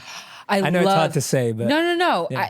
I mean, I loved every interview. Duh. But I love talking to Noor Tagore, who is one of my friends that is Muslim, and she wears a hijab. And we really got to talk about Christianity and being a Muslim, and like not parallels, but like how we came from completely different opposite sides of the spectrum, but like that we can have these natural conversations and talk about things that matter to us, and be able to share so open and honestly. And I think it resonated with a lot of people, that conversation. I love talking to Lily Sang and Lindsey Vonn and Amy Schumer. I mean, like, just to name a few. Yeah. Amazing. Yeah, and they're such awesome, and they're all, that's the beautiful thing that I love, that everyone you've interviewed are doing such awesome, purposeful work. Yes. Like everyone Yes. on the podcast at Pretty Big Deal is doing something meaningful in their industry and trying to create shifts and ripples, which is incredible. And that to me is most important. And I always love to celebrate other women. Yeah. And I love the name too. Thank you. Justin came up with the name. Ah. Yeah, he said, well, you've always been called pretty for a big girl, and you're my pretty big deal. So why don't you just say pretty big deal? I love it. It's such a great name. There you go. On top of being consistent and everything else. I know. He's coming up with names. Sounds like the dream man. Yeah, he really does. Yeah. He really does. I can't wait to meet him. But no, awesome. Thank you so much. Thank you. For being here. We're going to go to the final 5. Okay. Here we go. Question 1. What is something people would be surprised to find out that you do every day? Every day? Oh gosh. I don't know. Every day? Or anything. Okay. Yeah. Something that I love to do is aerial yoga. Like you hang with the rope. Yeah, with the I didn't ribbons. know that. Yeah, Oh. I love it. Oh, wow. Okay. Love it. When did you start doing that? Oh, probably a couple of years ago. Oh, cool. Yeah, I've never tried it. It like releases your back. It opens your sciatic. It's like, it's really strengthening for your upper body. It looks really hard to do. It's so hard, but Okay, it's so much fun. Yes. For a second, I was like, are you going to say, no, it's so easy? And I was No, like, it's not It looks easy, really hard. please. That's why I've I'm like, avoided it. Climbing up the ropes. Awesome. Second question. What's the first thing you do when you wake up? Definitely press the snooze button. I like Interesting. no shame in my game. I don't care. But I love to wake up early because I'm all about having those moments to myself. So yeah, I'll press snooze. Fine. Maybe twice, but that's okay because that's something that I just know about 4 a.m., right? Yeah. 4 a.m. Question number 3. If I stole your phone, whose phone number would I want to steal the most? Oh, well, do you have Ellen DeGeneres' number? I do. Oh, you do? I love I love it. I do. Go on. Oh God, I don't know. Who knows? I think my contacts are pretty boring. Justin, probably Justin. Yeah, you know what? We'll do a double. Yeah, I like Justin. Okay, number 4. What do you consider your greatest accomplishment? Oh man, I always am so humbled when people come up to me and say, like, you gave me the opportunity to tell my story, to speak my truth, to get into a swimming suit for the first time. It was just like those stories that they say because I told my story. I'm like, are you serious? Like, it still shocks me to my core that's something that has changed someone else's life. And to me, greatest accomplishment. It doesn't matter what covers, doesn't matter what, anything else, no awards, nothing. Like, it is those people. I love it. And 5th and final question, what's your favorite prayer, meditation, mantra that you repeat every day to yourself? So I don't do mantras or like I have my affirmations, but for me, what I do is I have music, worship music. Oh, wonderful. And I sing a lot of like old gospel songs, or I love Fred Hammond, and I'll sing out loud to myself, with myself, and I'll praise God all morning. And it makes me just so happy. Yeah. So that's something that I like to do. That's awesome. Thank you, Ashley. Thanks, How Jay. amazing was that? Everyone who's been listening or watching, I feel that Ashley shared so many incredible insights today. Make sure that you screenshot them, type them in, share them on Instagram, Twitter, Facebook, YouTube. Tag both of us because we'd love to see what you've learned and gained and grown from in this episode. There were countless messages that I was taking mental notes of. And I really, really hope that you find them as well. Make sure you go and follow Ashley across social media. It's Ashley Graham on absolutely every platform that you can possibly find. That's right. Make sure you look out for Fearless and season 2 of Pretty Big Deal as well. And Ashley, again, thank you so much for doing this. I'm so happy and grateful and excited for my audience to hear this. Really excited. Thank you, Jay. I can't wait for you to come on Pretty Big Deal. Yeah, I'm really looking forward to it. Thank you. Yeah, thank you. If you want even more videos just like this one, make sure you subscribe and click on the boxes over here. I'm also excited to let you know that you can now get my book, Think Like a Monk, from thinklikeamonkbook.com. Check below in the description to make sure you order today.